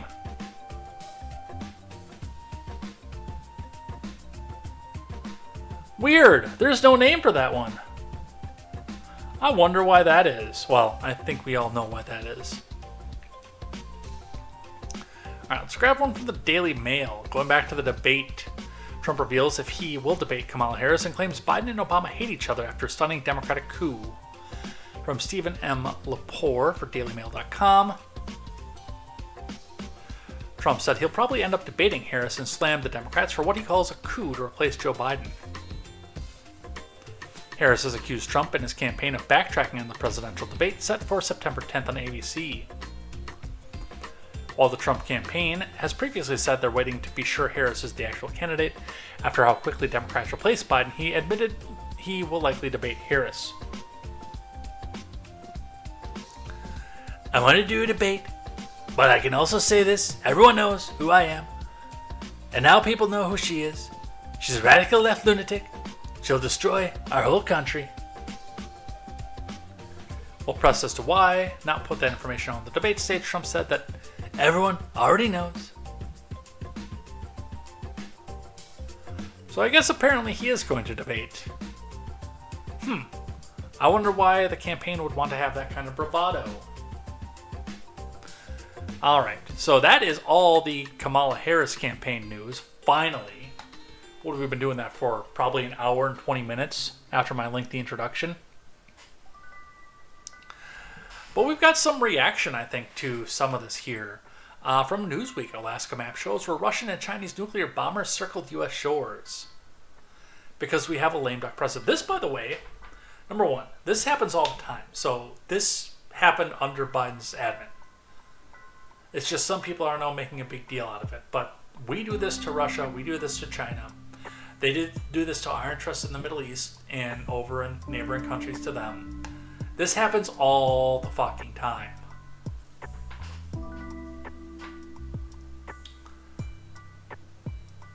But we're going to start seeing maybe some extra of this here because we've got our adversaries looking and saying, hey, lame duck president, do something about it. From John Feng.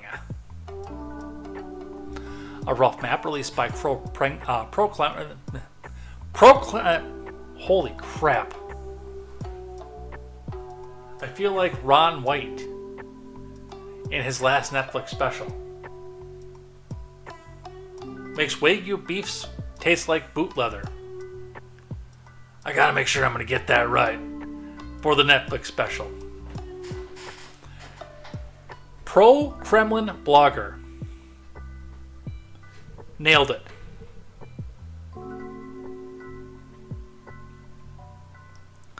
on Sunday purported to show how a formation of Russian and Chinese nuclear-capable bombers circled the U.S. coast off Alaska last week. Isn't this how Operation Anchorage started? By the way, somebody tell Cat Pants it was a good thing she got out of there, too. The Rybar military channel on Telegram suggests the two Russian Tu-95MS and two Chinese H-6K strategic bombers took off together from Anadyr airfield in Russia's eastern Chukotka region, which could mark the first time assets from both air forces have shared a base of operations. U.S. and Canadian fighter craft under the direction of the North American Aerospace Defense Command intercepted the air group late on July 24th inside of Alaska Air Defense Zone. The activity was not seen as a threat, NORAD said. Like I said, this is nothing new, and we do this to them all the time too. Lloyd Austin said the Air Patrol, the first time Chinese warplanes had approached Alaska, no it's not, came within 200 miles of the U.S. coast, presumably in the Bering Sea. He said in the joint operation was not a surprise. After yet another sign of military cooperation between Beijing and Moscow, Russia's state television was bullish about the pointed maneuvers, and Rybar, the military blogger, called for the patrols to be regularized. By the way, I'm going to throw this in the Discord, and I'm going to tag my friend Seawall and remind him that he told me that Russia and China hate each other. Because I'm a dick like that.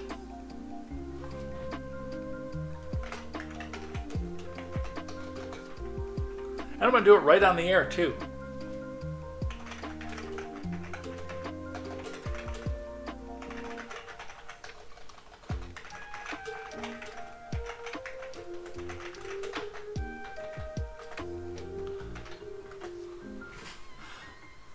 Let's see if we wake him up as we move on talking about more of this.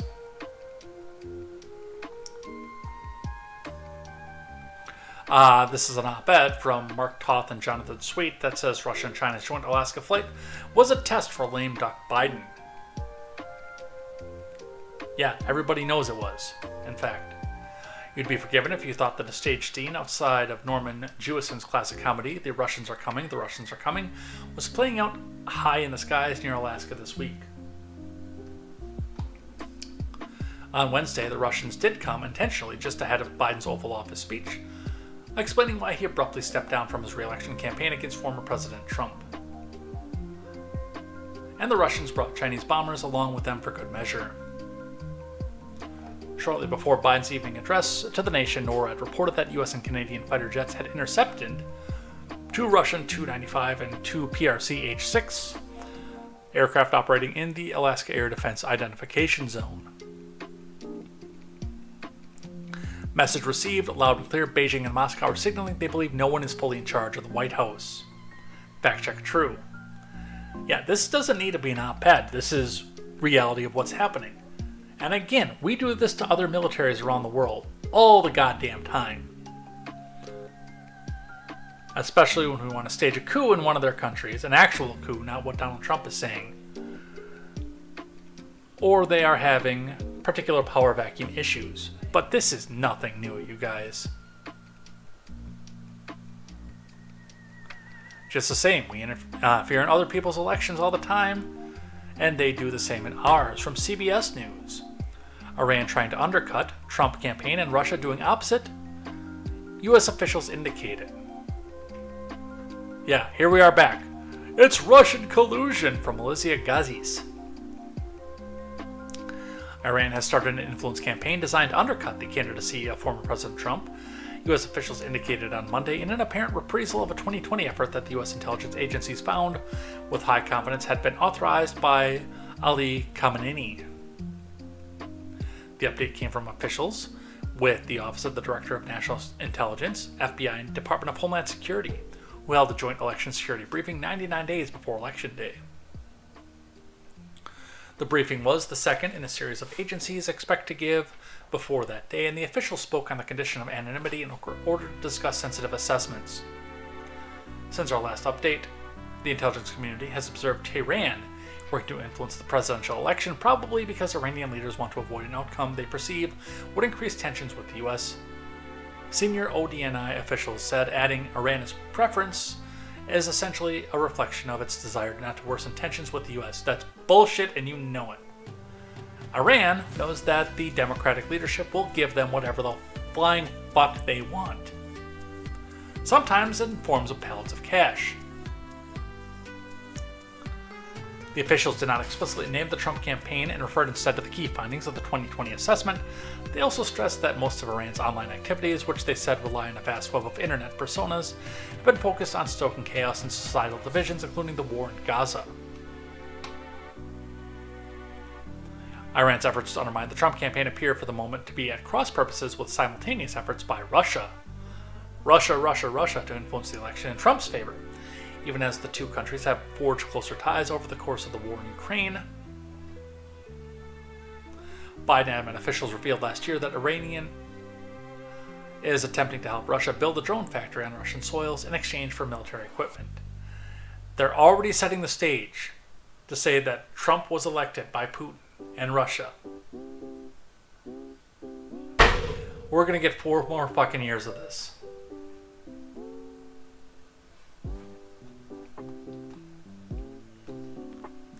Where are we at for time? We're getting up to the end.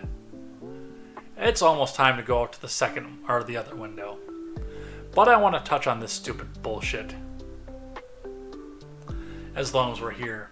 So Biden, all by himself, they swear and they tell me, has decided that in the last few months of his presidency, his caretaker presidency, that he wants to go back and reform the Supreme Court. He has no ability, no legal standing to do so, but he wants to do it.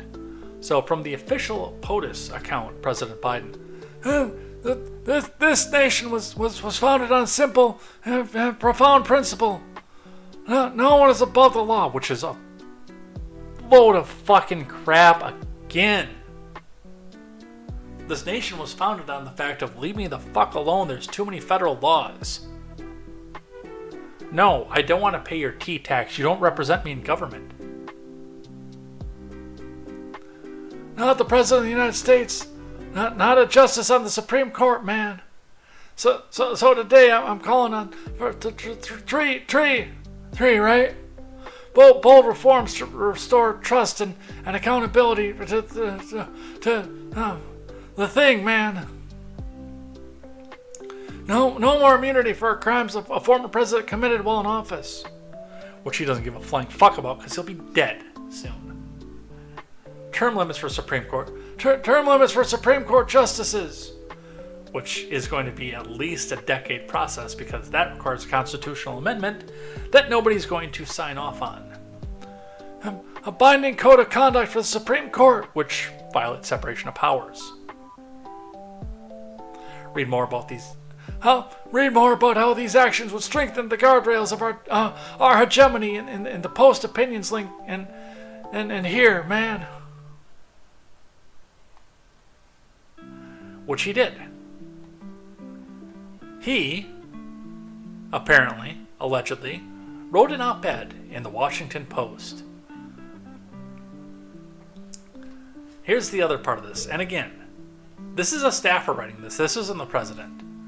The U.S. is the only major constitutional democracy that gives lifetime seats to its high court.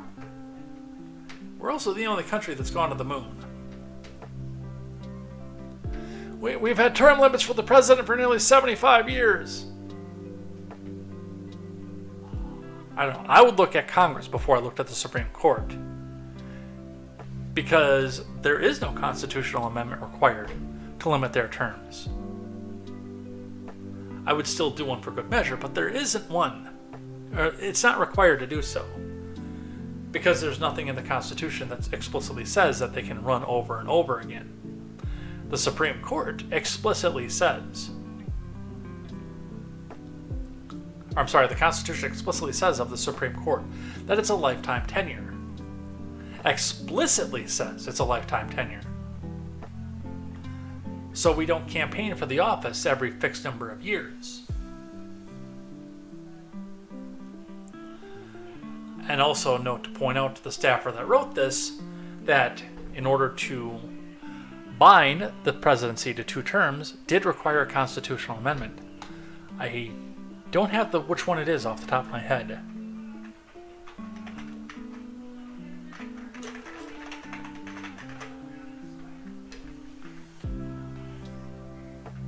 The 22nd Amendment. So this is a relatively recent thing.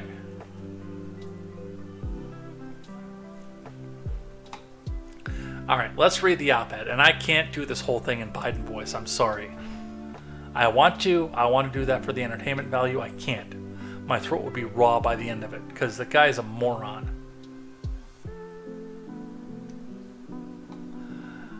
Joe Biden, my plan to reform the Supreme Court and ensure no president is above the law. Except for me, of course. From, apparently, Joe Biden. The writer is President of the United States. Bullshit.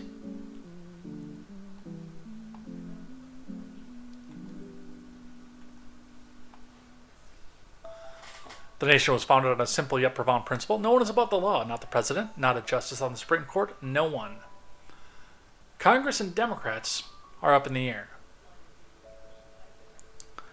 But the Supreme Court's decision to grant presidents broad immunity from prosecution for crimes they commit while in office, which is false, by the way,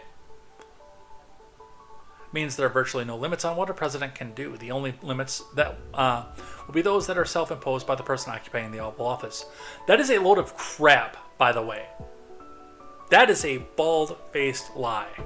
The Supreme Court's decision gave immunity to official acts that could be perceived as criminal after the president is out of office. Because there's a methodology to do them while they are in office, and that is called impeachment. If a future president incites a violent mob to storm the Capitol and stop the peaceful transfer of power, which didn't happen, like we saw on January 6, 2021, there may be no legal consequences. Also, a lie. Number 1, that didn't happen. Number 2, no, the decision doesn't apply to that, because that's not an official act of the office.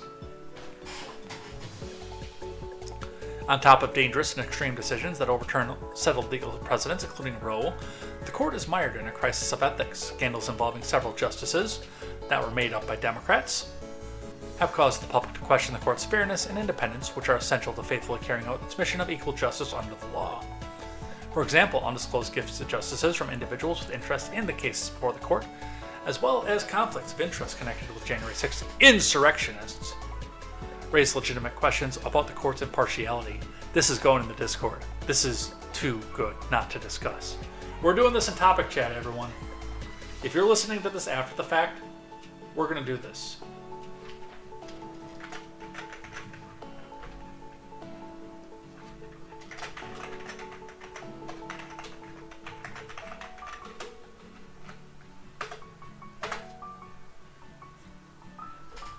Hopefully that populates.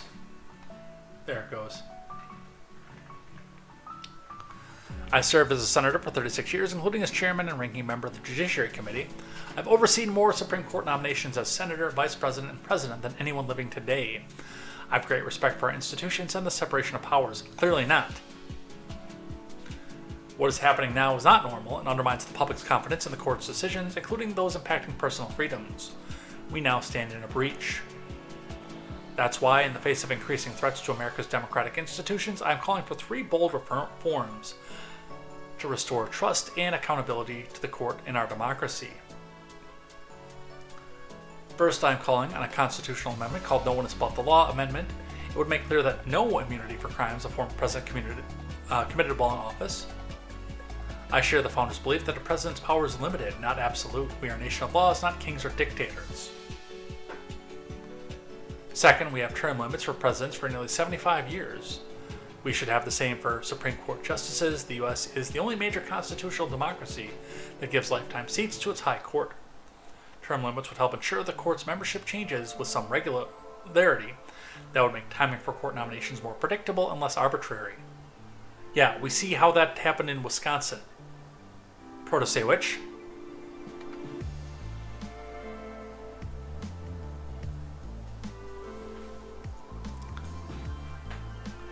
It would reduce the chance that any single presidency radically alters the makeup of the court for generations to come.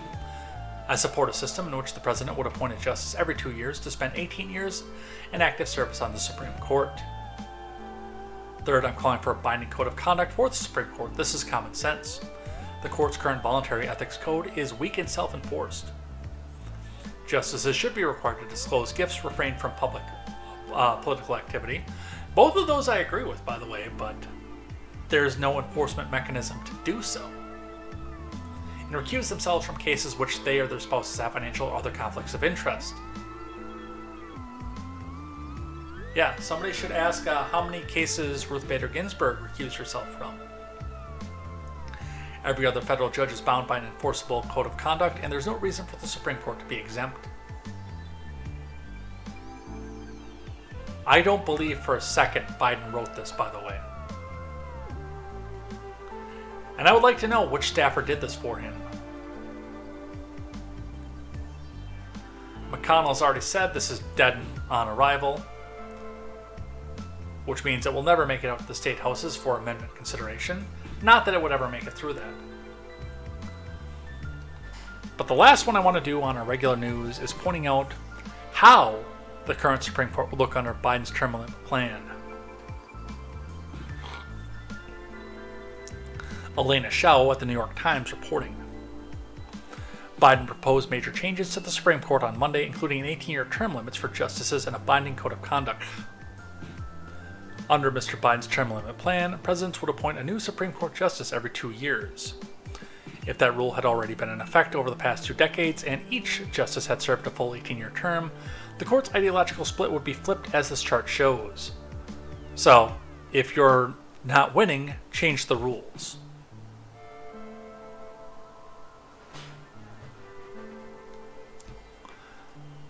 So, for 20 years, going back to Clarence Thomas, term would have ended in 2023.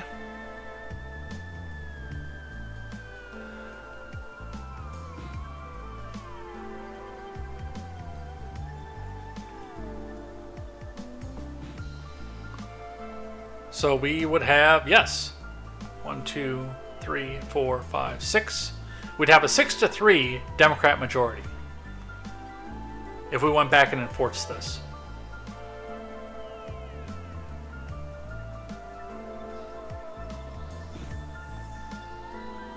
The Supreme Court now includes 6 conservative justices appointed by Trump, W, and HW, as well as 3 liberal ones appointed by Biden and Barack Obama.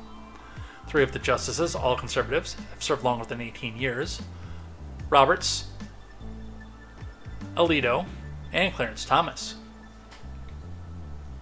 If term limits had allowed presidents to choose a justice every 2 years, during the most recent 4 administrations, those numbers would be reversed. 6 would be appointed by Democrats and 3 by Republicans. I wonder how they landed on 18, by the way. Look, here's the thing. Number 1, this is, you're not winning, so change the rules. Full out. I'm not 100% opposed to the idea.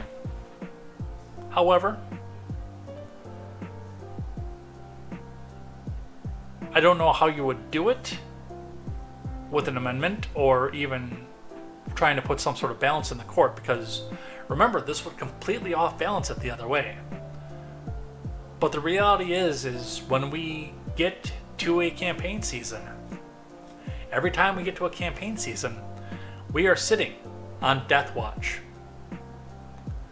How morbid and dismal was it that we had to just sit around with our hands folded and wait for Ruth Bader Ginsburg to die?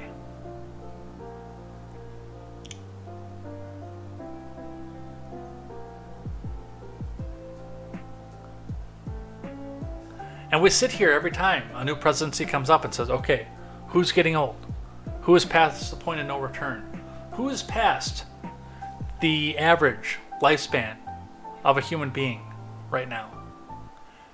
Doesn't that seem morbid to anybody else? I know I think it's morbid. Anyway, let's do some things that I like and some things that I hate, and we'll head out of here for the day. But before we do that, of course, we start with the rules of acquisition.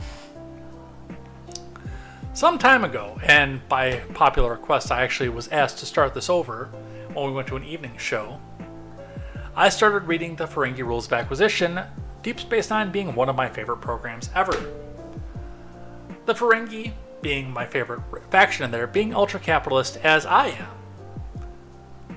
showing up in various different political faction tests. So the Ferengi, they do everything for profit. Their religion is based around profit, and their commandments, all 400 of them, are based around profit. Some of these we can apply to our real life. Most of these we can actually apply to real life. Some of them we can't because Roddenberry was an avowed communist and was probably trying to mock capitalism with these. But every week we read one of these. We explain its meaning. If we can apply it to something in show, we apply it there. Otherwise, we speculate on how it would be used by a Ferengi, a modern Ferengi, and how it can be used by modern humanity.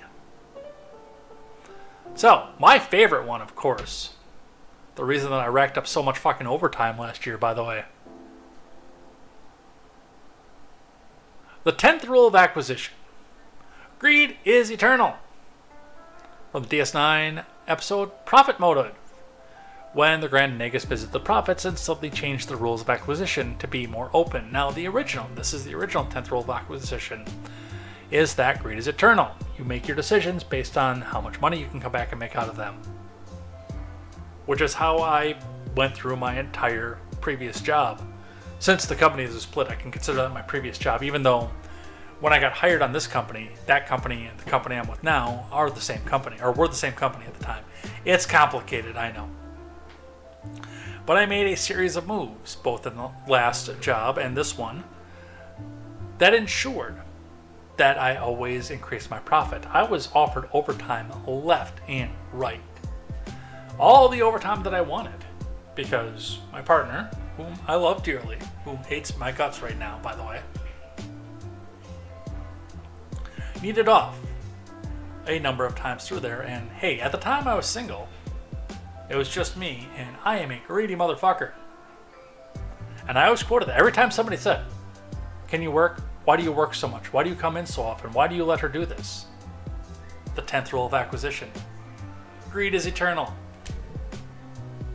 I like how my pocketbook and my checkbook looked, especially as the prices were still rising. They're trying to say that we're at 2% inflation.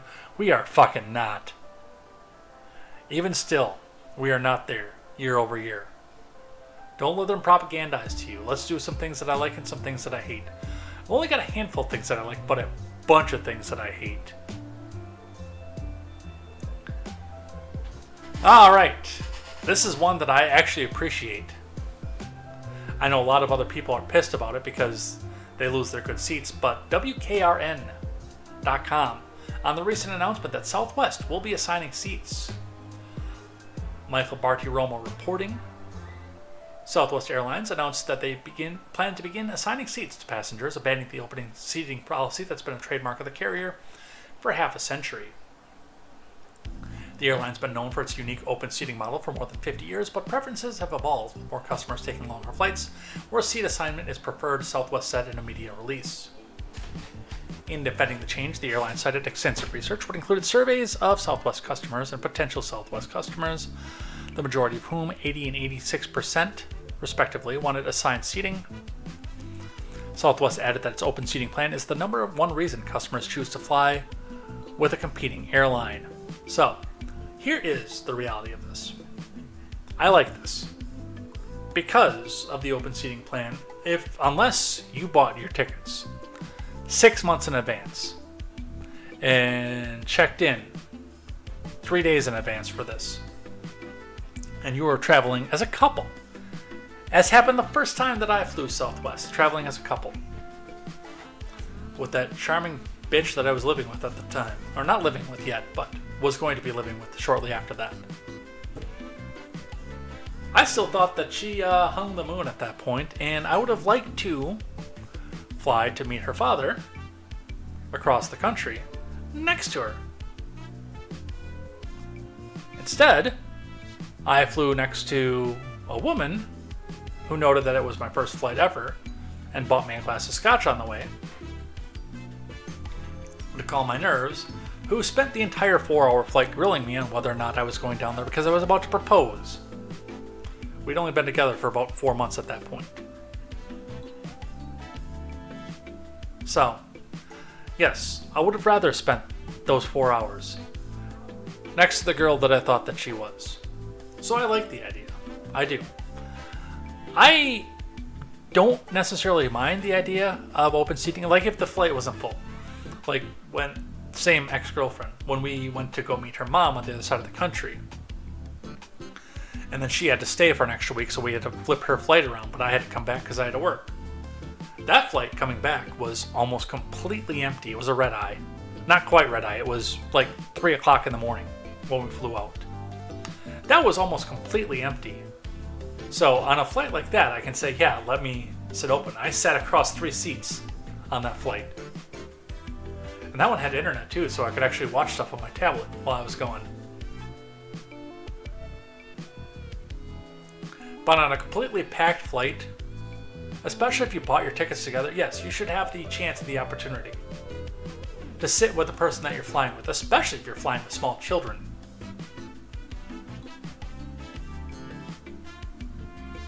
I would fight tooth and nail to make sure I was flying next to my child. I might punch somebody.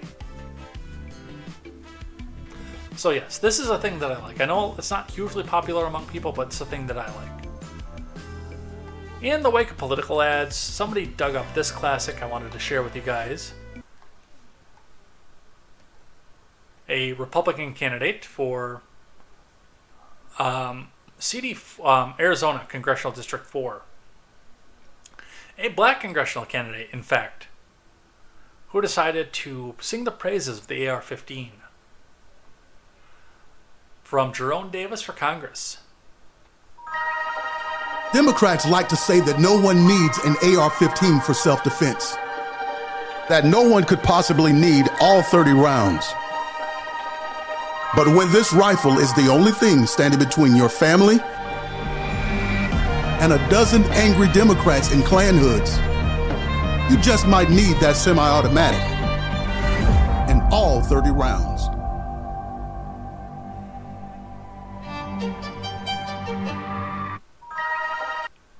Based.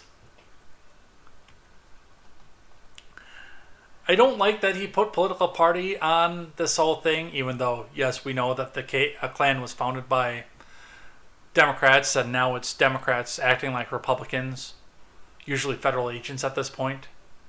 But yes, I understand the point, and I appreciate the point of this one. A couple on the assassination attempt from the Daily Wire. Trump to hold rally in town of assassination attempt to honor supporters who were shot. Yes, yes, more of this. We do need more of this as well. This is a person who's taking the time for the little guy. He's already done so in his RNC speech, which I thought was brilliant, by the way. And the way that he did so was brilliant.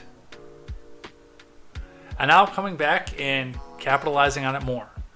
This is good human, this is good politics, this is good optics. And the only thing that I want to say with this is stay on the teleprompter. And don't make this about the persecution. Don't make this about your jail sentences or the court cases or anything else like that. Make this about the people and stay on the teleprompter. I will be listening to the speech to see if he did so. I don't know that he will, but I will be listening to the speech to see if he did.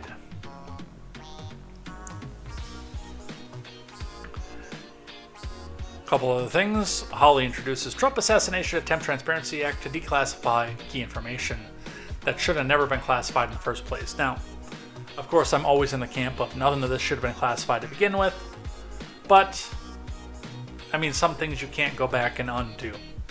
And I think this should have been declassed from the beginning. I think a lot of stuff in the government should be declassed from the beginning. As details slowly emerge about the assassination attempt against former President Trump, one lawmaker is introducing a bill to force the federal government to declass all the information related to the event. Now, will it go? No. That'll get blocked in the Senate. I promise you. Because it could lead to other things being declassified, don't you know? But, I mean, it's a nice thought for a second. And finally, facing difficult frontline reality and the prospect of Trump in the White House, Zelensky hints at negotiations with Russia. Dude, even if we have no possibility of Trump in the White House, you should be doing this at this point. You fought valiantly. You did what you could with U.S. weapons. You have sent old men and women and children to the front lines to die for your cause. Now let's figure out how to end this to stop people from dying. I realize that the people in your country are worth less than nothing to you. I do. But it's time to sit down, figure out how to end this, and go away. Yeah, you're going to lose some territory. You're probably going to lose the Donbass. Just make sure you get the Hunter Biden documents out of there before you do. But it's time to stop the killing and the slaughtering and the dying. You don't have the manpower. You've got the weaponry. It came from us. But come on. It's been 3 years. Let's do something different here. I hate the fact that it had to be Trump getting elected that caused this, but now let's do a few things that I hate. There are a few. I'm not going to get through all of them. Thing that I hate, number 1. Trump just proposed a 1 year in jail for burning the flag. It's unconstitutional, which is correct, by the way. Now, if you steal someone else's flag and burn it, like the protesters on Union Square did, then that's theft. And you'll assign the value on the retail value of the flag when you determine the sentence for this. But if you go to Walmart and buy a flag and burn it, that's your money that you just lit up. This is unconstitutional. It just is. If someone wants to be anti-American trash, they have the right to be. 1A is 1A. You either support it or you don't. I do. Again, my big thing with that is it's as long as you're not stealing somebody else's stuff to burn that. If you're burning your own stuff, I have no issue with that. It's stupid. You can make a statement otherwise, but it's your own money.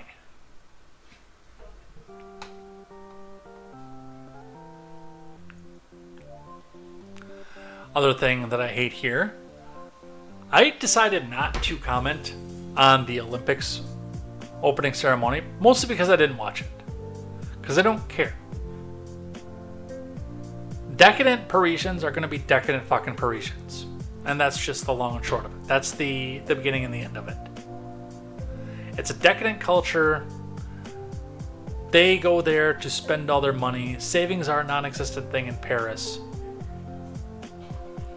But I support other people's ability to comment on it, and the culture war aspect of it holds a bigger meaning to a lot of my friends. I, of course, myself being more of a fiscal conservative than a culture conservative, because I don't give a fuck what other people do in their own countries or their own homes. I've always been that way. But my culture war friends should be able to comment on it if they want to. That's their right. They should be able to. And it's a public interest event, but yet the IOC is hitting X-users with copyright strikes for sharing videos of the controversial ceremony. And I'm willing to bet that those copyright strikes only go to people who are being critical to it. I don't have stats against that, but I'm willing to bet that those only go one fucking way.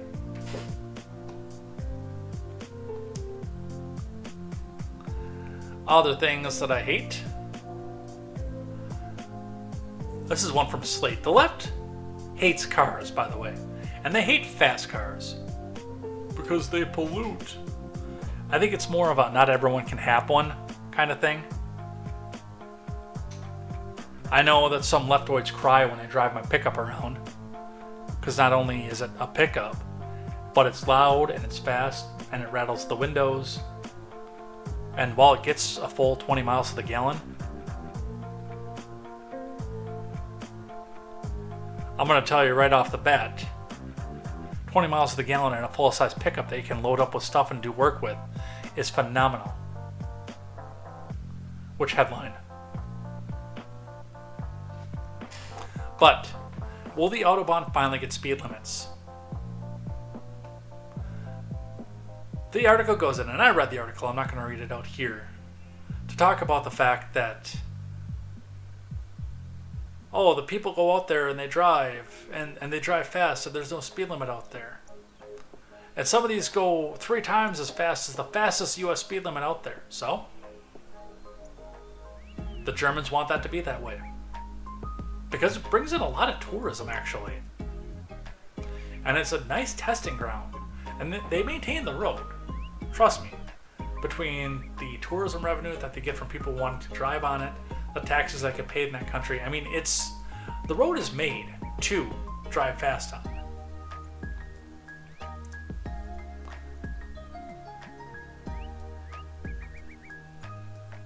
Although polls show the majority of Germans support the imposition of an Autobahn speed limit, the country still invites drivers to floor it for now. Look, I don't think there should be a push for this. Again, something like this in a country like Germany generates a fuck ton of revenue. One other thing to remind you, if you're driving 255 miles an hour on the Autobahn, you are wasting gas at an enormous rate. I don't care how fuel efficient your Bugatti is. You're getting like 3 gallons to the mile at that point. I'm pretty sure part of the other reason that they hate that.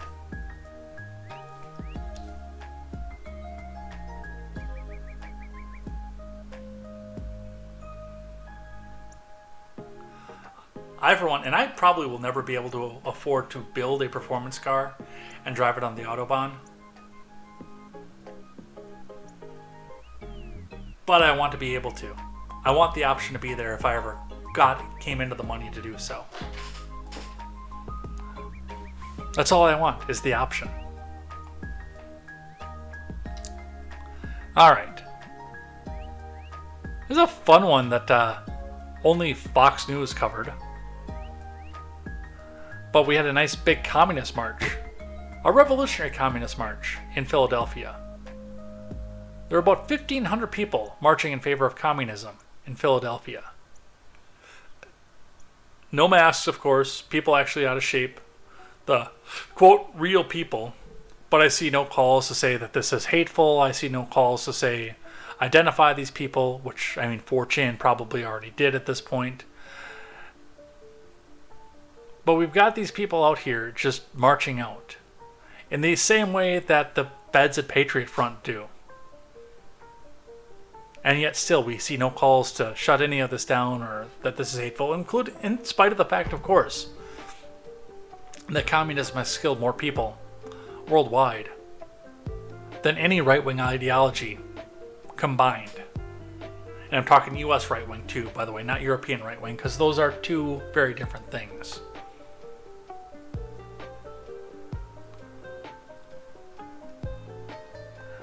But one of my things that I did take away from this that I liked is one of the comments from that, and I put it up into a different window, pointing out free the world at Patriot Verity with the ultimate comeback to this. The irony of fat people marching for communism isn't lost on me. Say what you want about communism, it's a very successful diet plan.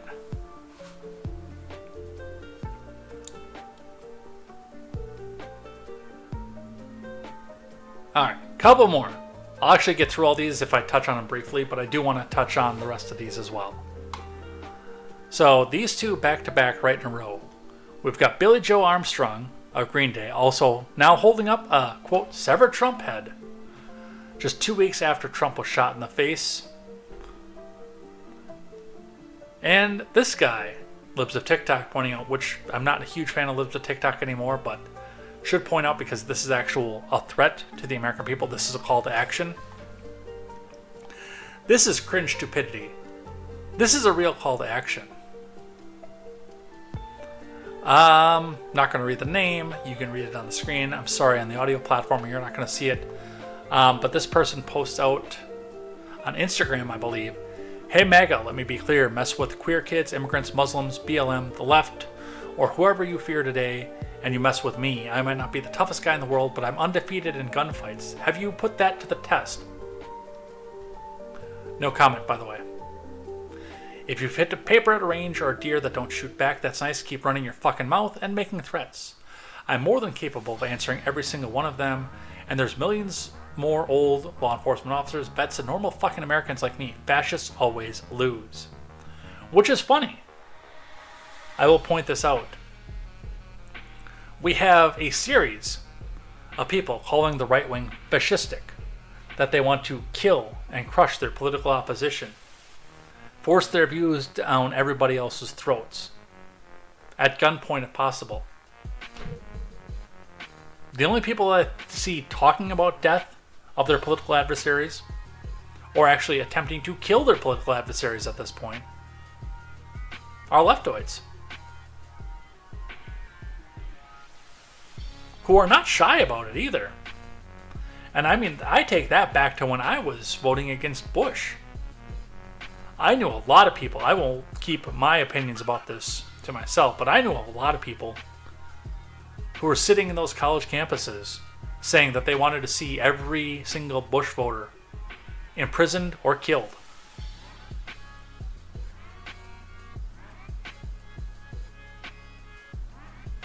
If you vote for Bush, you're a traitor. This hasn't changed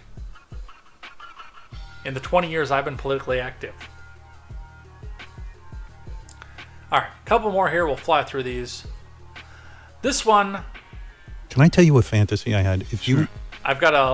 We'll watch the minute video on this one, but I am sorely disappointed by Stern. I can tell you that right off the bat. That has been one of the biggest disappointments of my life. Because, and before we listen to this, I want to point something out. I used to think that Stern was a hero. I know, cringe now, but because he was able to get out, and now that I look back and know that it was because he generated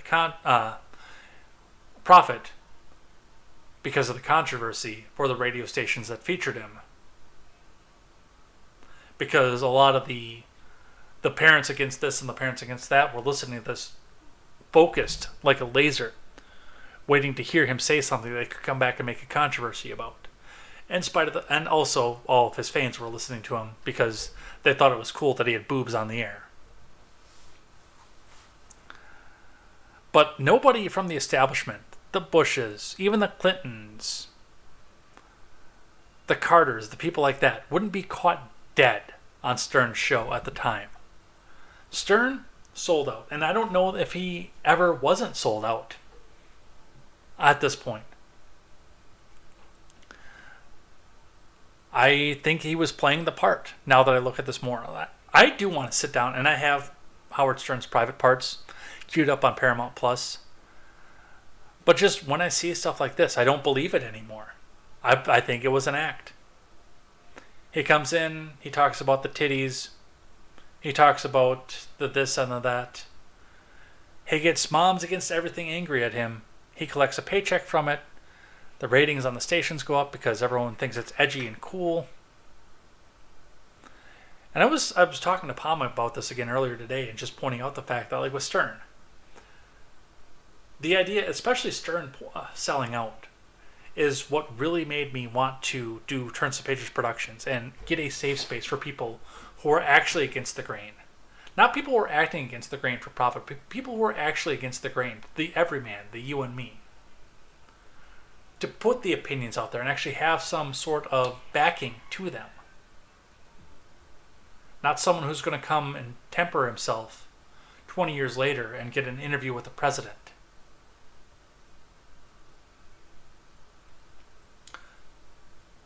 Let's listen to Howard Stern disappoint me.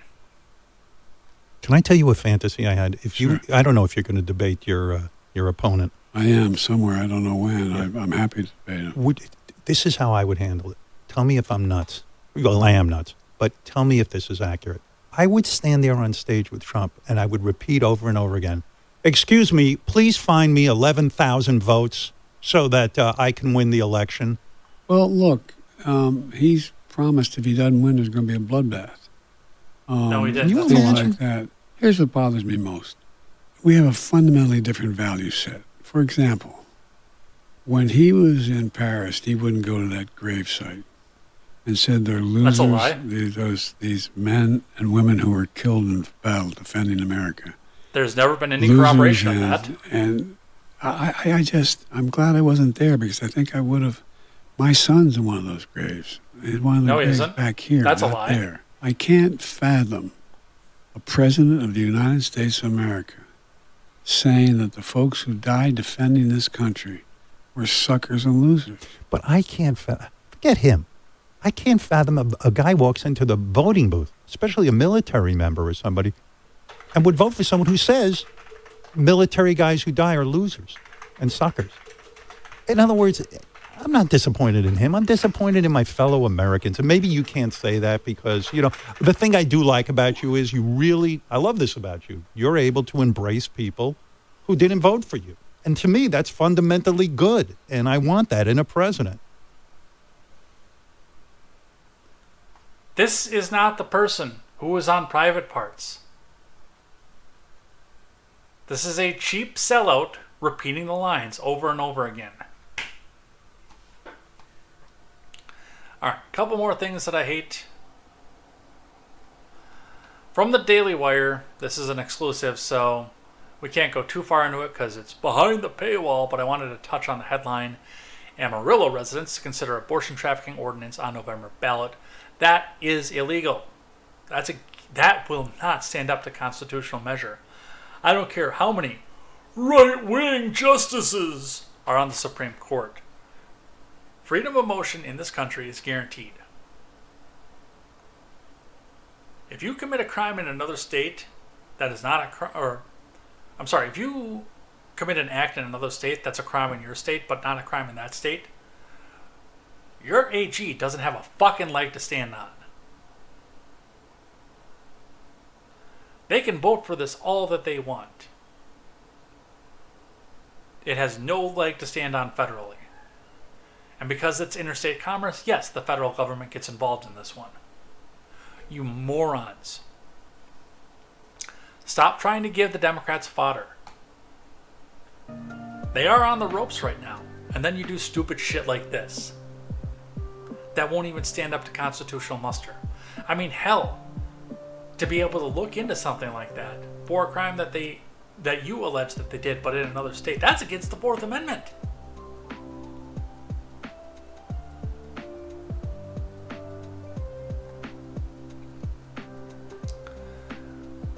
Warren on making millions of illegal aliens U.S. citizens. Kamala Harris will get this done. We've got video with this one.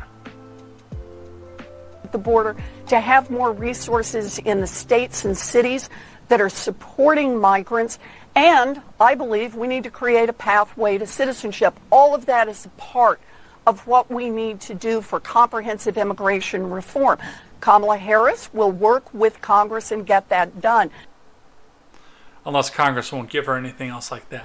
And, I mean, we all knew that this was the end result of all this. They want these people in here. They want to be the ones that saved them and gave them citizenship. No questions asked. Because then they owe that party something. I am not for the mass deportation of people, number one, because mass deportation violates the Fourth Amendment, again, because you would literally have to go door to door to do so. And I am for a rudimentary pathway to citizenship if you go back and apply for it. But not a mass blanket amnesty. I mean, we're not Reaganites here, even though I cite Reagan all the time. Amnesty is not the answer. But, I mean, we'll continue to hear this over and over again because that's where we go to the end of the election. A couple more.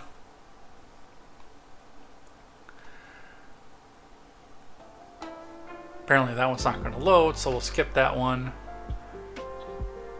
That one's not going to load either. Alright. We've been at this for 2.5. Let's call it a night, shall we? Where is... There it is.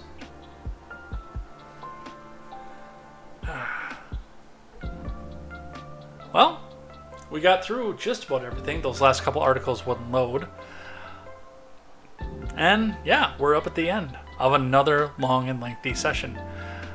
One of the things with Harris, and I know that a lot of people don't like hearing about Kamala Harris,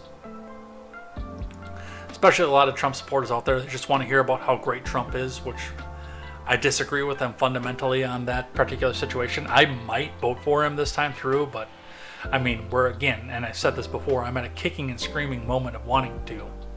Like, okay, you can drag me to the polls, I'll write my name to it, and I'll hate myself afterwards. That kind of thing. I might have to do it because of Harris, but the big thing with this is Harris didn't get a single vote in the primary for a reason. She is an arguably worse candidate than Biden, and Biden proved himself to be an absolute terrible candidate in his first term. So, we've got a lot to go over here today, and I want to make sure that the Harris record and the Harris record with Biden are on the front lines of everything. Nothing on this election should be a referendum on Trump. He has not been in office for 4 years. Biden and whoever's pulling Biden's strings, which might be Kamala, were.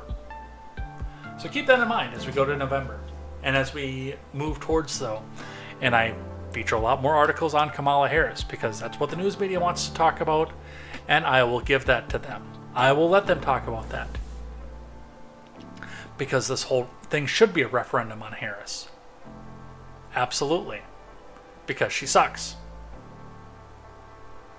Whether or not that's literally, that is a conversation for a Rumble exclusive.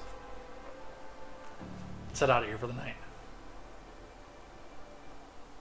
Where is my outro card? There it is.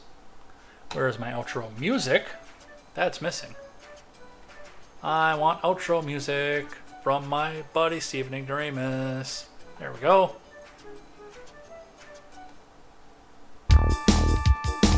That is really loud. Alright, well, thanks everybody who came by and hung out and chatted in the live chat. There's been a few. There were some lurkers here tonight too, so it's happy for that. I had a nice big lurk on Rumble. Like 6 people were watching out Rumble at one point. Nobody chatted, but like 6 people were over there. If you like what you saw or you like what you see on the replay, please come back and check in. Reminder, for anybody who's seeing this outside and or hearing this back after the fact, the main portion of this, the live stream, will be set to private. So if you have the link for the live stream, I apologize for that up front, and you're seeing this after the fact. This will get re-uploaded here yet tonight on the audio platform and back on YouTube.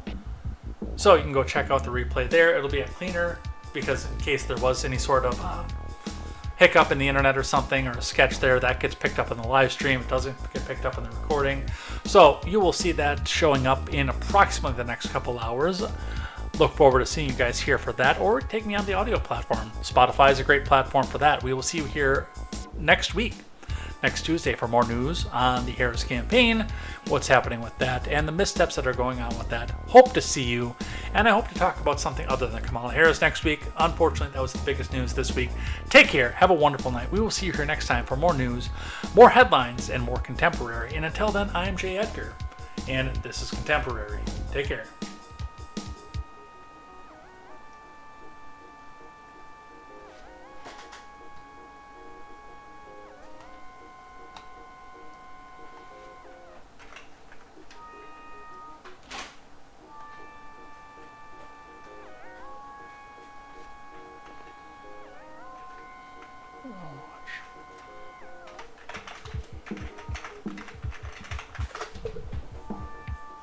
Stephen's on. Stream?